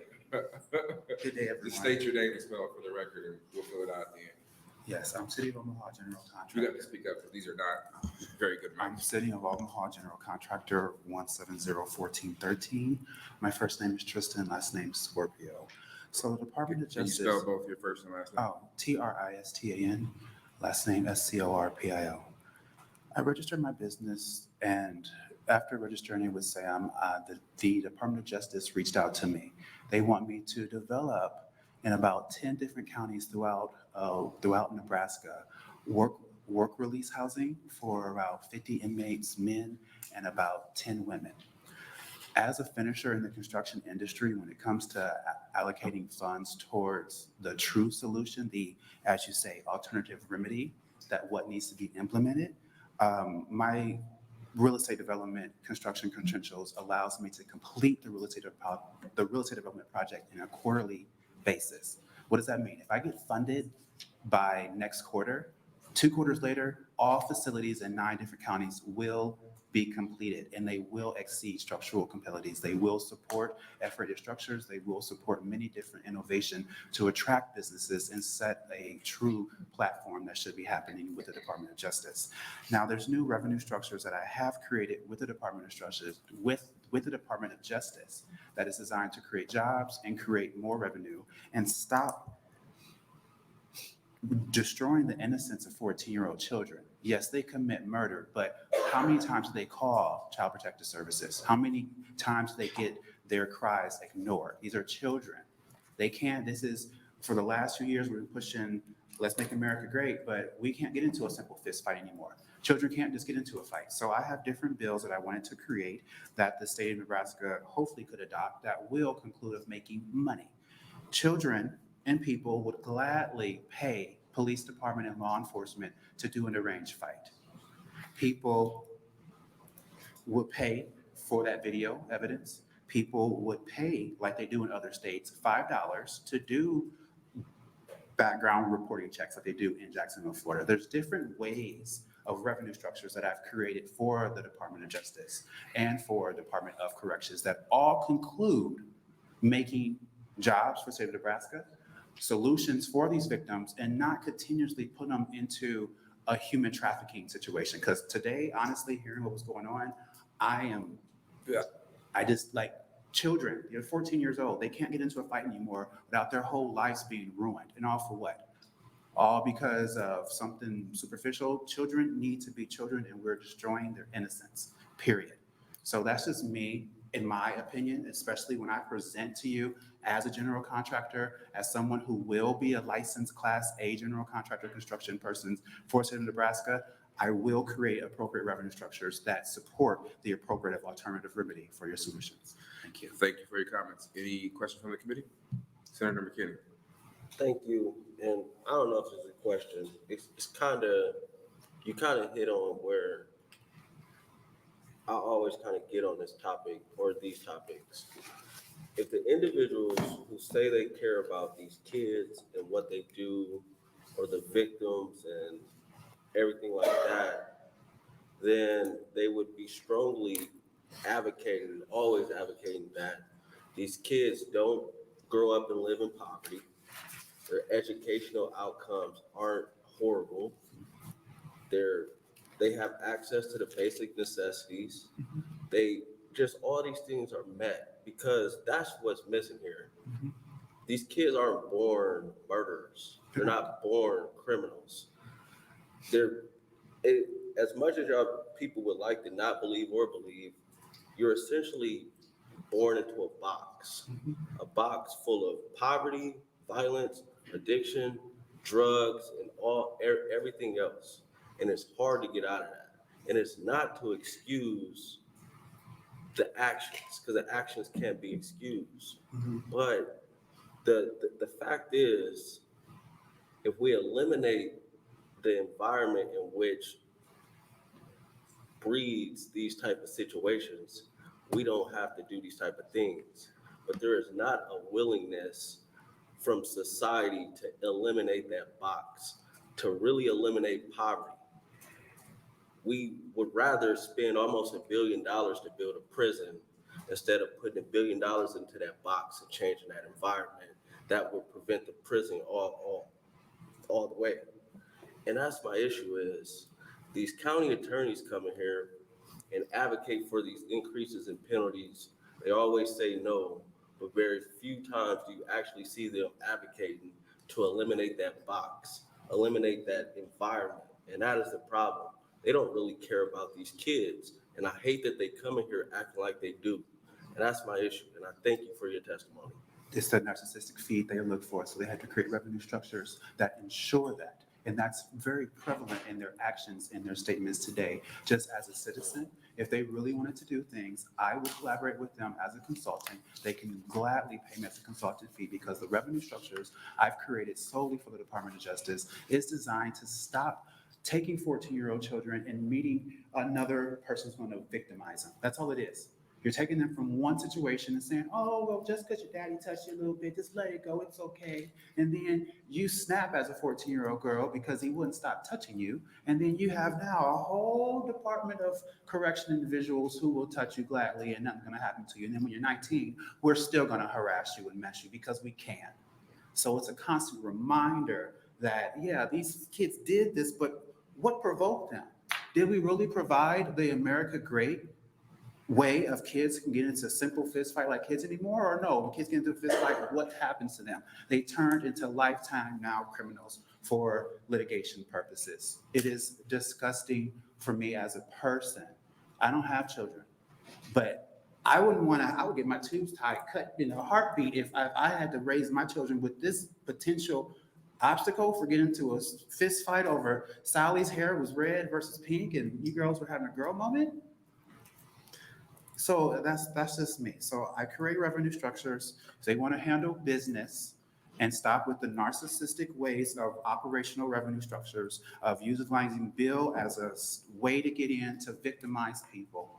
Then yes, sir, Senator McKinney, I would be more than happy to step up to the plate and present them with the opportunity that will definitely make any person who has an accounting common sense knowledge more than happy, because it achieves the bottom line.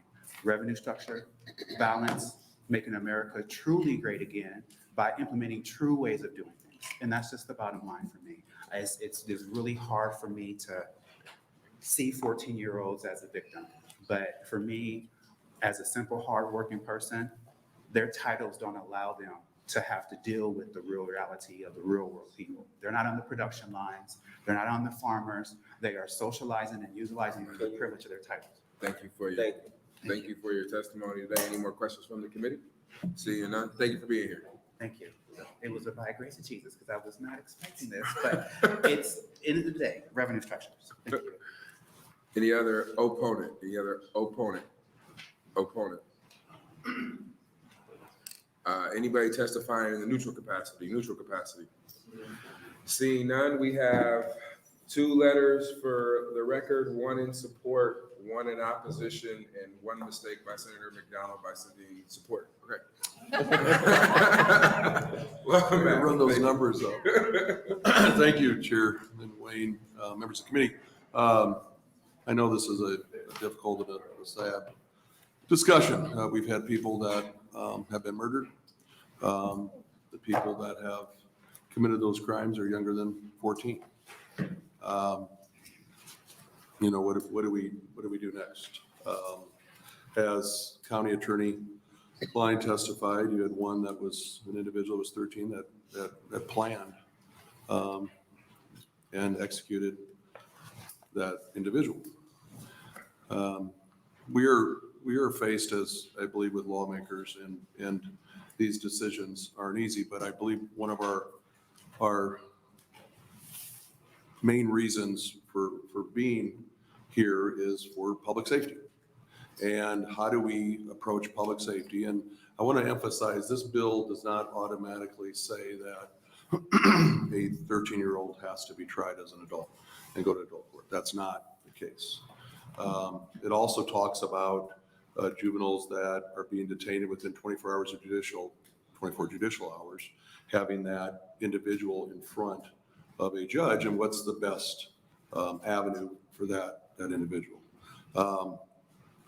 We are here, I don't ever want to forget those victims, the families that have come to us, and I believe you've all heard their pain, their stories, and they want justice. And at the same time, how do we look at that and make sure that we're not throwing away an individual that made an awful decision? But still, there is those individuals that it wasn't just a moment, it just wasn't a mistake, it was a pre-planned. And they planned that murder and they executed that person. And I know this committee faces this issues daily. Serving on appropriations, we talk about, dollars, and we talk about how that dollar going to impact our state in the greatest way, and how do we invest those dollars from our taxpayers. And I know this isn't an easy bill that I'm bringing to you. I appreciate the discussion today. I appreciate the people that have come and testified, subject matter experts. And I also will follow up with Senator McKinney on some of those statistics. But again, I believe we all agree on this. One murder is too many. And how do we prevent that next person of possibly losing their life and put us in a better position as a community for our public safety? Here to answer your questions. Thank you. Not seeing any questions from the committee. We'll close the hearing on LB 620. Thank you. And gotta close our hearing. No, we got one more. LB 717, Senator John Cavanaugh. Welcome back to your Judiciary Committee. Thank you, Mr. Chairman. I'm trying to find. Thank you, Chairman Wayne and members of the Judiciary Committee. For the record, my name is Senator John Cavanaugh, JOHN, CAVANAUGH.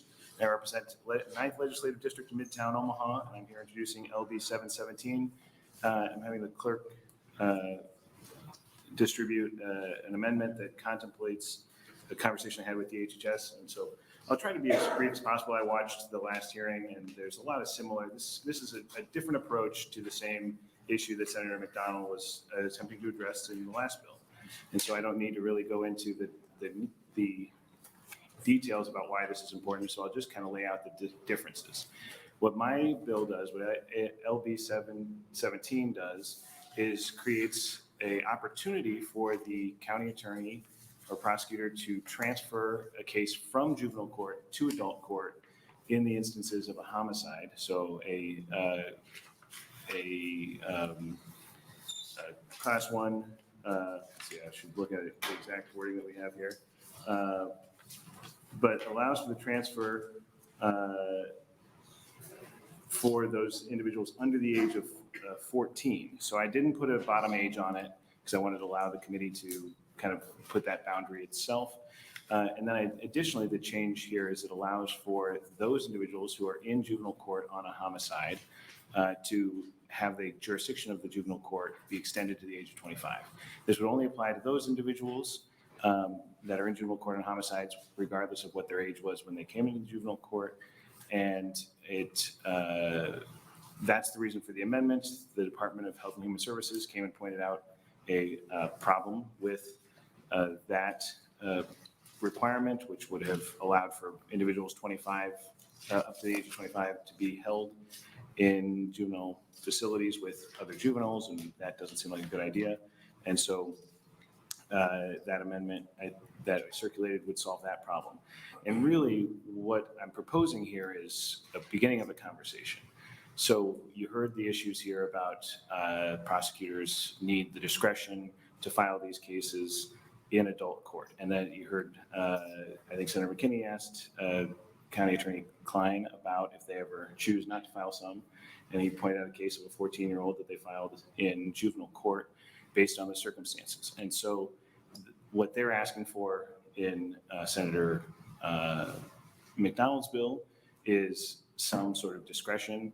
My bill offers that same discretion, that they can pursue that transfer from juvenile court.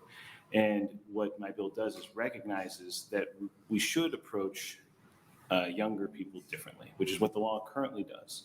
People under the age of 14 are not allowed to be charged in adult court because we have recognized that their brains have developed differently, that they so they should be treated differently by the system. And so the proposal I have here, and I'm sure you'll hear opposition to it probably from both sides on this one, but what it does is gives the court the option, the prosecutor to pursue the transfer, and then the court that has jurisdiction over that rehabilitation to make a determination if this case is one of the outliers. So it starts in juvenile court. If this is one of the so egregious cases, I don't see Mr. Dempsey here still, so I assume he's not going to testify on this one, but maybe I missed him. But I heard the story that he laid out, and that did sound like a pretty egregious case, and one that if it started in juvenile court would be one that I would imagine a judge would find was cause to transfer to adult court. And so I'm just trying to make another proposal, an option that this committee could use to address some of these issues. I would say that the proposal of taking the jurisdiction up to age 25 in this bill is really a discussion point and not, even aside from the amendment that I've got here, not ready for implementation. If we were going to implement an expansion of the jurisdiction, it would probably take more work than this bill has undertaken. That said, I wanted to make sure that the committee had every option in front of it when discussing how to address this issue. So I'd be happy to take any questions, but. Senator DeBoer. What's the practical difference between starting a case in juvenile court and charging it in adult court, right? So both of these bills, the last bill was it can be charged originally in adult court and can be taken back to juvenile court.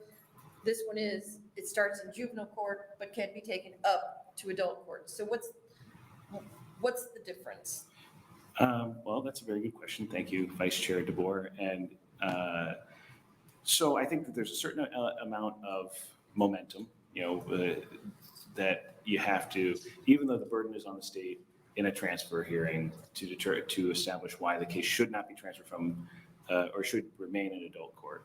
That same burden is in juvenile court where they would have to have the burden to prove why it should be transferred from juvenile court. But even with that standard, I think that judges look at things a little differently. If you're asking them to make a change, they're going to be a little bit more hesitant to make a change than they are to leave it as is. And so this would basically, even though the burden is on the state in both cases, I think that it would raise that burden a little bit and decrease the likelihood of a transfer. And so we would only be transferring the most egregious ones. If you're starting with original jurisdiction in adult court, I think that you're going to find cases that would stay in adult court even if they had started in juvenile court, would not have been transferred to adult court. And it is ultimately having the court that has the expertise on what services are available, has more experience with these individuals being young people, to make the determination about whether juvenile court is the right place for them, as opposed to a district court judge who's seeing all kinds of other cases and having less experience. So it's a little bit of a burden shift, you think? That's the key difference. I think not on paper it's not, but it will be in effect. In practical. Yeah, I think that probably We've been true. doing a lot of de facto judiciary today. Okay, thank you. Senator McKinney. Thank you, Senator Cavanaugh. Something I was sitting here struggling with, and it's not like these are the same things, but what I struggle with is if a 14-year-old is caught with a bottle of alcohol, we treat them as a kid and a minor in possession. But if that same 14-year-old the next day ends up committing an offense of murder, we say that 14-year-old is an adult and we need to treat them as an adult. So why is it one day this 14-year-old could be treated as a minor, but the next day we want to say, oh, now this 14-year-old because of this is an adult? It doesn't really make sense. Yeah, I would agree with that statement. And I would say, I mean, we have a long history of that bifurcation that is not necessarily the right thing to do. I guess my answer would be, I'm not seeking to solve that problem at the moment. But I think that there is a logic to starting all cases in juvenile court and treating kids as kids until we've established otherwise. And certainly kids engage in adult conduct, and that's one of the reasons we charge them as adults. But I think we are too quick to say, by virtue of the fact that they engage in adult conduct, that they should be treated as adults, because we are not fully considering the fact that their brains are different. And I think the science shows the brains are different until 25. Because something else I struggle with is they testify and say, oh, these younger kids are being put up to do these crimes by older people, which means they're being manipulated and talked into doing these things. So it's possible that they don't even understand what they're doing because they're being manipulated. But on the other hand, we want to say they acted as adults. So how can they, do you understand? Like, it doesn't make sense that they argue these kids are being put up to do these crimes due to manipulation or peer pressure, but then say, oh, but they're adult too. It doesn't make sense. Yeah, I think in the argument that kids are being manipulated, I would say that another way to say that would be that kids are being victimized. Exactly. And used to commit crimes, and then they're being penalized in the criminal justice system. So they're getting basically whacked twice for something. And I'm not advocating that a kid who even in that situation should not be in the system and have the services. I'm just saying that we should take a look at them from the perspective of the juvenile court first, and then make a determination if it's one of these circumstances that should be handled in adult court. All right, thank you. Any other questions? Seeing none, thank you for being here. Are you gonna be here for closing? I will stay, yes. First proponent. Spike, proponent. No. Klein, proponent? Okay. We'll move to opponents. Both sides. United sides. Welcome back, Mr. Klein. Thank you. Don Klein, K-L-E-I-N-E, Douglas County Attorney, and also a member of the County Attorneys Association. I'm here as a representative. And I would agree with Senator Cavanaugh that this, I think, to me, looking at it as more of a discussion bill, because I don't see how it could even be implemented at this point in time with passing, I think there needs to be a lot of talk about that. When you talk about changing the age of majority, allowing the juvenile court to have jurisdiction until people are 25. Juvenile court doesn't even have the ability to handle that at this point in time. So I'm opposed to this bill as it's written. I understand that there's always been a question about jurisdiction of juvenile court being extended, especially when we have people that are 16 or 17 years old. It takes a while to adjudicate their case, and all of a sudden, the court can't even do anything with them anymore because they've termed out. So I understand that part of it, and would be happy to be part of a discussion about that. I disagree with the idea of starting cases in juvenile court in totality. I don't think that's a good idea. I think leaving the discretion with the county attorney's office to make that determination, and then a judge in the district court can overrule that and send it to the juvenile court is a better way to go because of the kinds of cases that we're talking about here. So I'm opposed to this as it's written. I don't think it's realistic at this point in time, but I'd be happy to be part of any discussion about changing that jurisdiction in time. I'll be happy to answer any questions. Senator DeBoer. Just keeping my streak. All right. So I asked Senator Cavanaugh this question. I'll ask you as well. What do you think is the practical difference? Because it seems like, if the burden is always on the state to show that it either shouldn't leave juvenile court or shouldn't go to juvenile court, what is the practical difference between where it starts out? You say. Or should the burden would be on us also if it was in juvenile court to have it come back. That's what I'm saying. So what you say, they shouldn't all start in juvenile court. He says they should all start in juvenile court. But if the burden is always on you to either get them out of or keep them in juvenile court, what's the difference between where they start? Why does it matter where they start? I think it's very important as to where they start because of the nature of what we're talking about here. The juvenile court normally doesn't handle first-degree murder cases or second-degree murder cases or those kinds of things. They don't even have, they don't deal with the elements of those crimes. They don't deal with.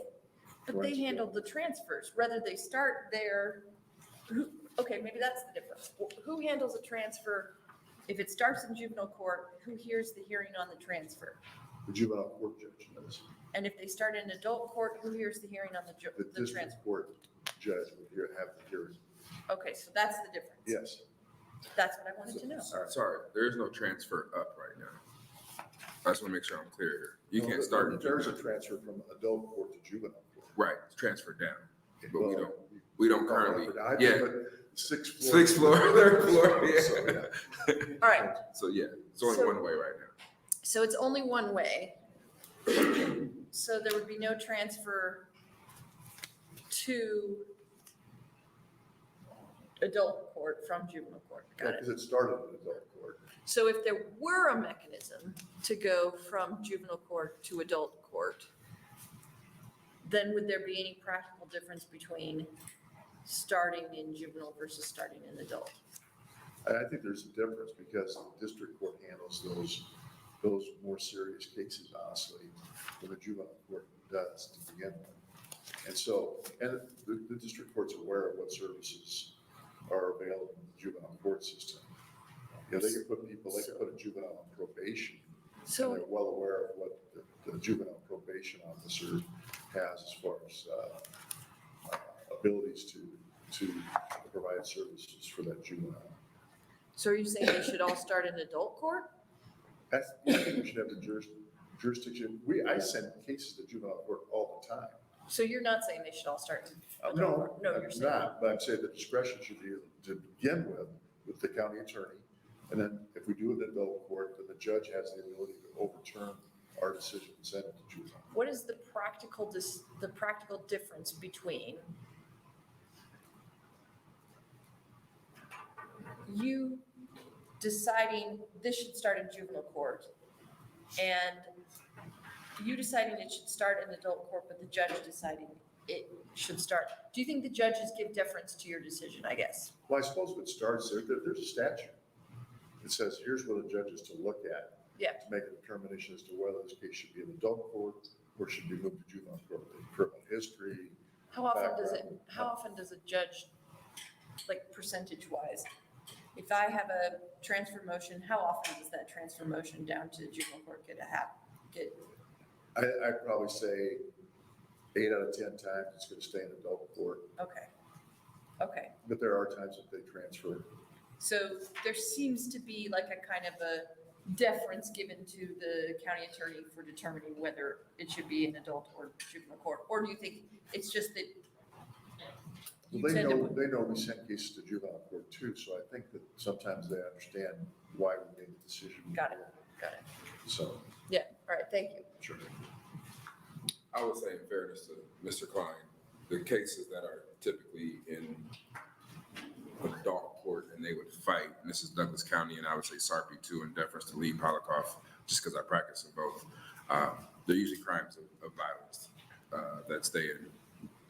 So, or I don't know, is robbery considered violence? I always get that one confused, but anyway, but yeah. We also have those other alternatives. That's why we have young adult court. It's for young people that don't maybe fit in the juvenile court system, and we still don't want to get a felony. So we go, they send them to young adult court. They have the opportunity to go through a process that allows them not to get convicted of a felony. So there's even other alternatives that we have. Short diversion. Very true. But that's unique to Douglas County, Sarpy County, and Lang. Like there are counties that just don't have the resources. Right. So. Any other questions? Senator McKinney. Thank you. Mr. Klein. So the thing that I'm struggling with, and I probably forever struggle with it, is that a juvenile could be here one day or the same day and get caught with a bottle of alcohol and be charged with a minor in possession, and we treat him as a minor because he's a kid. The kid could cross the street and kill somebody, and then we say, oh, now that minor is an adult. That is the problem. It's that although murder is serious, we're selectively picking when to treat juveniles as juveniles, in my opinion. Why is that? Well, I think we agree on one thing, that murder is serious, and that's probably the reason, because of the nature of what happened. It's what kind of activities take place. If somebody's spraying paint inside of a building and criminal mischief, I'm going to send that case to juvenile court. If somebody takes a gun and shoots it 20 times into a house and kills a 16-year-old girl who's in bed there, then that's a different story. That kind of activity, that act of firing a gun into a house. Yes, the act is bad. I'm not arguing that the act is bad, but the circumstances in which that juvenile came from is still the same, regardless if they spray paint a wall or steal a bottle of alcohol. The circumstances that you would evaluate for that juvenile are all still the same. The juvenile could potentially experience traumatic situations, grew up in poverty, all type of things. What I'm saying is the same juvenile that we treat as a juvenile with the same circumstances, we don't want to treat that juvenile as a juvenile when they do something else. And that's the problem. Well, but having a bottle of alcohol versus having a gun with a high magazine capacity and shooting it into a house and killing somebody are totally. But I think you're missing what you're missing is the mind, the mental, even the science says it. They're not, and I don't know if you ever get it, but it's a difference. And although the crime is bad, I'm not arguing that the crime is bad. A kid is still a kid. That's the problem. That's why we have laws that say you can't drink alcohol until you're 21. You can't smoke tobacco until you're a certain age. You can't drive a car to a certain age. We have all these things and then we throw it out the window just because something is horrible. Although it's we want accountability, we can't just say forget the science on these only. Sure, and if that 14-year-old after they're examined by somebody, says they didn't even know what the difference between right and wrong was, or they didn't. But why not nature and allow quality of them? their actions, then would say they weren't responsible. But why not allow them to be evaluated in juvenile court first? Why? Why not? Well, because I don't think, because what they What are you did- scared of to allow them to get evaluated in juvenile court first? What do you fear? Well, I'm not scared of anything. Do you fear something? No, I want to hold somebody accountable, and responsible for the 16-year-old who's dead in a house, who's laying there, and somebody comes outside and shoots 20 times into her house. So why not? But in those situations, you still most likely get that kid transferred to adult court. So what do you fear in allowing that kid in that situation to be evaluated first? Well, they really won't get evaluated by the juvenile court. They'll just be in juvenile court. They'll probably enter a not responsible, clear, not guilty plea, and the case will get set for trial. So why not start at the adult court where it belongs, and so that we can get through that case? It's because we gotta treat kids as kids. What's that? We gotta treat kids as kids. Thank you. Okay, Senator DeBoer. Sorry, one more short question. Yeah.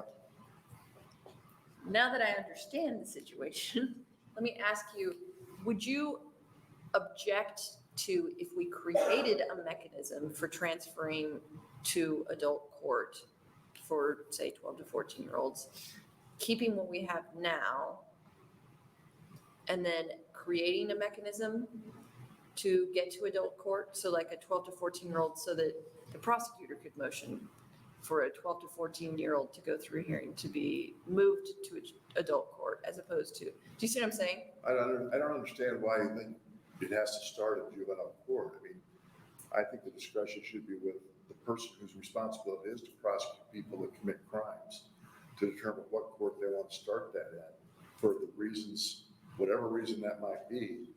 And then a judge can look at that and make that decision to transfer. That's our job. I'm trying to find a kind of a middle ground between all these different things. So that's why I'm trying to understand where the pressure points are. So some folks would say, nobody under 14. I have a little nervousness about that. And you're saying, anybody in your discretion from 12 to 14. I'm saying, is there a third way, a middle way that would say 12 to 14-year-olds start out in juvenile court as they would under the status quo now, but there would be an option to let the court review the case and have the court decide if it could go up to adult court, which, yes, is not your discretion, but for that very narrow window of age, or maybe it's 10 or 11 or whatever it is, for that narrow window of age, that there's a new mechanism that gets created to move them up to adult court. So it's kind of a middle way between the various positions. Is that something that, is there something I'm missing there that would make that not work? I don't think it's a good idea. Okay, because you think that it should stay with your discretion, or is there some Yeah, I think other it should stay with our mechanism? discretion. That's what my job is, that I'm sworn to uphold the law and file felony cases that occur in Yeah. Douglas County. And so that's where. Would you like it better than what we have now, though? If your choices were, we keep everything as it is now, or there's a 12 to 14-year-old age range in which we keep it as it is now, but you could petition to move it up to adult court after it got filed in juvenile court? Well, I mean, I suppose that, quite frankly, a lot of those things, if we had a committee that looked at the 12 to 14-year-old and made a decision, but I have to make tough calls and tough decisions, just as a district court judge does. I get it. Or the juvenile court also. So I think that's where it belongs. And then I have to answer with people every 4 years. And people don't like the decisions I've made, they can get somebody else in office. Would you agree that it's a middle way, though, or is there something really stupid about it that I just haven't figured out yet? Well, I think the expertise of where that case should go belongs with the county attorney to begin with. And like I said, the district court judge has the ability per statute to say, you know what, fine, I don't agree with you. This case belongs in juvenile court. They can send it up there. Okay. Okay. Thanks. Your question, committee? See, I think you can. Sure.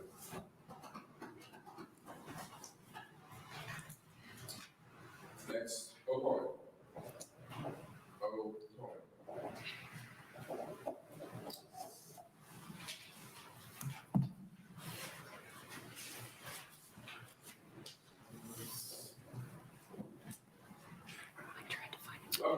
Good afternoon, Chairman, members of the committee. My name is William Wren, W-I-L-L-I-A-M-R-I-N-N. I'm the Chief Deputy with the Douglas County Sheriff's Office Administration Division. I'll try to keep my comments brief. We are opposed to LB 717, more in the aspect of just the ability for programming. With regard to development of individuals, we heard some testimony earlier about, thankfully, the one-off aspects of the 12 and 13-year-olds that are getting involved, and that those are small circumstances and few and far between, and we're thankful for that. But as you push that needle of development to the other side of the spectrum, where there is plenty of literature out there that the full development doesn't take place up to and including the 25th year. Those are not in debate. However, as you move further in the needle of that way, they certainly have many more abilities to have cognitive abilities that are fully functional or darn near functional, military service, marriage, children, you name it. Some of them work for me. I have people in the academy that are 21, 22 years old. So, and we're talking about one-off behavior. I think Senator Cavanaugh is very genuine and accurate with being this specific to those serious crimes. So we certainly appreciate that, because that puts things in a much better perspective.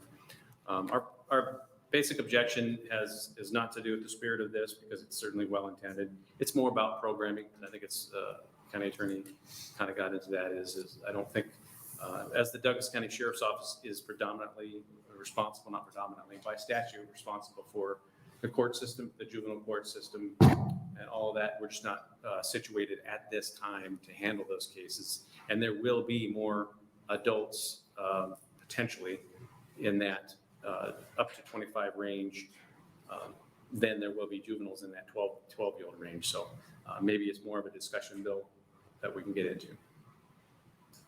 Any questions from the committee? Thank you. Next opponent.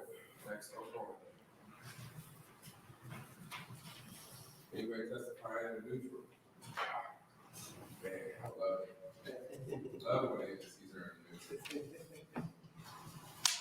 Welcome back. Good afternoon, Chairman Wayne and members of the Judiciary Committee. My name is Bo Botello, B-O-B-O-T-E-L-H-O. I'm General Counsel for the Department of Health and Human Services. I'm here to testify in neutral capacity, LB 717. DHHS would like to thank Senator Cavanaugh for bringing the amendment forward today. 3 primary factors need to be in place for a YRTC to be successful: physical structure, staffing, and programming. The YRTCs do not currently have the structure, staffing, or programming necessary to accept individuals over the age of 19. The YRTCs can take youth as young as 14 years of age. It would be challenging to maintain the separation of younger children and individuals above the age of 19, resulting in a very unsafe environment. The proposed amendment would prohibit courts from committing individuals over the age of 19 to the YRTC, ensure individuals committed to a YRTC by a court are discharged on or before their 19th birthday. It would not allow the court to place an individual in the custody of DHHS, Child Protective Services, under these circumstances. We again thank Senator Cavanaugh for entertaining our concerns and his willingness to bring forward an amendment. DHHS respectfully requests the Judiciary Committee take these concerns into consideration when deciding whether to advance LB 717. Thank you for the opportunity. I'll answer any questions if I can. Any questions from the committee? Seeing none. Thanks for being here.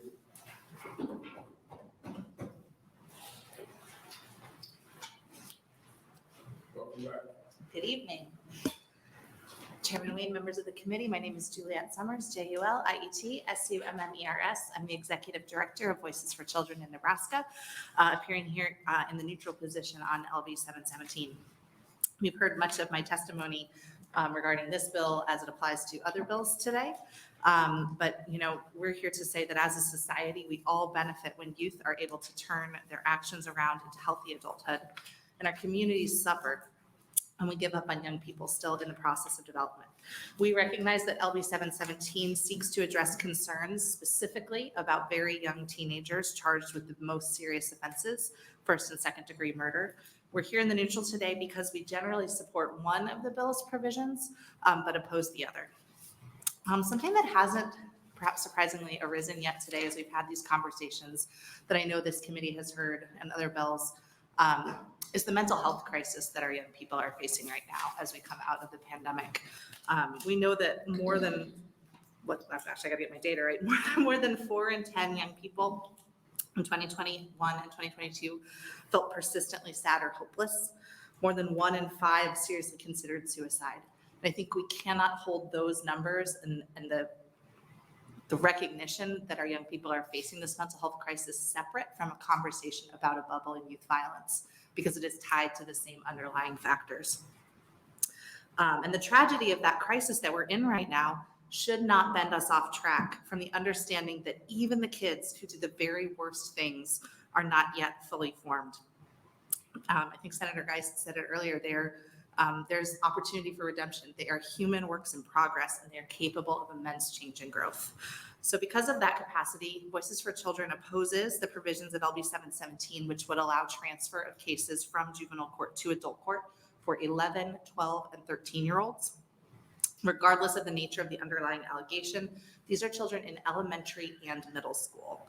At the same time, recognizing the really grave nature of the particular charges at issue, we cautiously support the provisions regarding extended juvenile court supervision, but we do recognize this has to be simply a jumping off point. There are a wide range of nuances involved in applying juvenile court jurisdiction to young adults. And so we would recommend formation of committee or interim study process to really examine that and consider what a young adult court would look like in Nebraska as an alternative middle ground mechanism for situations like this.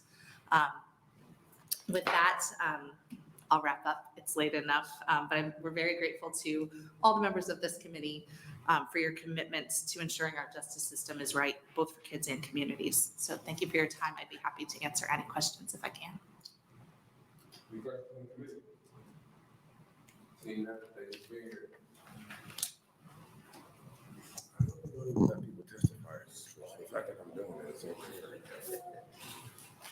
Welcome. Thank you. Good evening, members of the committee. My name is Spike Eichholt, S-P-I-K-E-E-I-C-K-H-O-L-T, appearing on behalf of the ACLU of Nebraska and the Nebraska Criminal Defense Attorney Association in a neutral capacity. Both my clients, when we discussed this bill, we didn't quite know how to approach it. There are some good things about it, but ultimately the proposal to lower the age of adult prosecution, even for serious crimes, is something that we were just reluctant to support. But I think this has some good components. It does limit it to to first degree and second degree murder. It does provide for an option or not option, but it does provide that those cases are started in the juvenile court and need to be transferred to district court. And there were a couple of questions about that, so I think I might just take my effort in answering why that distinction might be important. For this kind of offense, the district court judge is the judge that decides whether it goes to juvenile court. District court judges aren't ever juvenile court judges. County court judges actually are around the state, but they don't decide the decision whether it goes to juvenile court or not. Something, I don't know if you call it home field advantage or whatever, but a juvenile court judge looks at a defendant or a juvenile, I think, a little differently than a district court judge looks at a defendant or juvenile. If you're a hammer, then everything looks like a nail, right? So the district court judge typically imposes a punitive sentence. Even a probation term is a punitive sentence. But a juvenile court judge looks at that youth, and juvenile court judge is well aware what sort of options he or she have to sort of impose to try to rehabilitate that youth. And I think you just have a slight advantage that way. I think also the way that things are is that if the prosecutor has the decision now to charge an adult court or juvenile court, then I think in some respects the judge is going to follow that lead, right? This case is in district court. The prosecutor's made that decision. The judge, perhaps implicitly or subconsciously, might honor that. So that's the focus. It provides it for children younger than 14 for serious crimes. They ought to start in juvenile court. And the extended jurisdiction, frankly, is something that we just discussed in the last bill. I find it, the prosecutors opposed the last bill because part of the reason was, or supported the last bill, because 19 is too soon for them to age out. Yet this bill would extend that, and they're opposed to that. And I'm not trying to be just petty about it, but that's just an observation that I just found kind of frustrating. I'll answer any questions if anyone has any. Any questions? What if we did a hybrid? Well, I mean, that's. I do want to get out of here, but what if we did a hybrid where we have, what if we created a 3-court panel like we do for a fact finding of a death penalty for that, we'll say 10 to 14-year-old, and still have an option to waive out, but we put maybe on that panel a juvenile and one juvenile, one district, and the third can be picked, and we do a hybrid.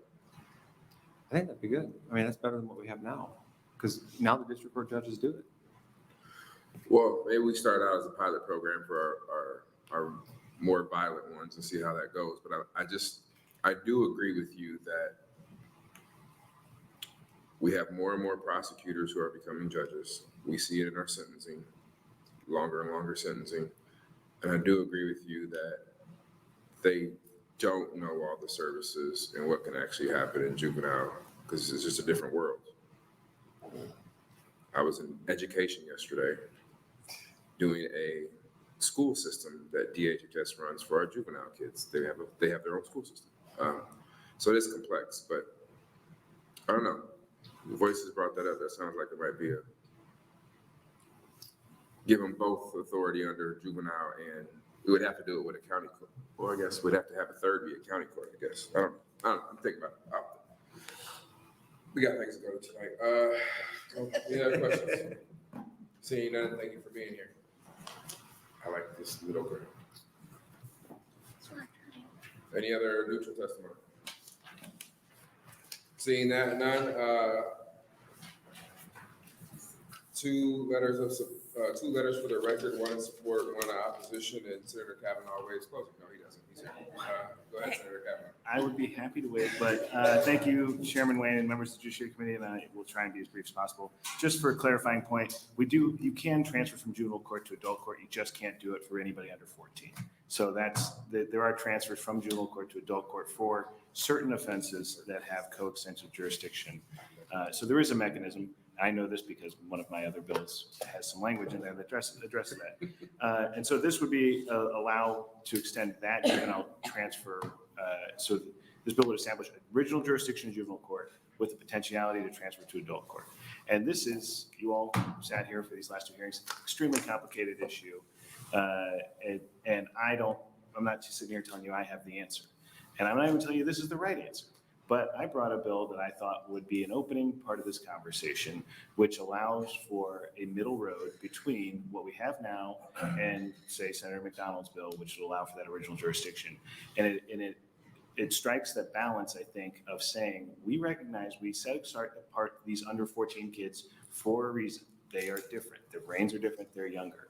And so it continues to recognize that, but still allows for that jurisdiction in adult court by creating a mechanism that doesn't currently exist. So it is a step in that direction. I do have the part about the extended jurisdiction for the homicides to the age of 25. I put that in there just for the homicides because of exactly what Mr. Eichholt just said. Sometimes people say juvenile court jurisdiction is not long enough for these kids to be in here. We need to put them in adult court so we have them for longer. I put that in there. I don't think that this bill accomplishes the objective of making a functional system of up to 25. I agree with what I think Ms. Summers just said, is that we need to do maybe a study a little bit longer. But I do think there's merit in extending that jurisdiction of juvenile court for at least for certain offenses. So I'm happy to continue the conversation with the folks who come and testified on this bill, with anybody on this committee. But I just wanted to make sure this committee had multiple options in front of them if you chose to address this issue. So I'd take any questions if there are any. Any questions? Seeing none, thank you for being here. Thank you. Now to close the hearing on LB 717 and the hearings for today.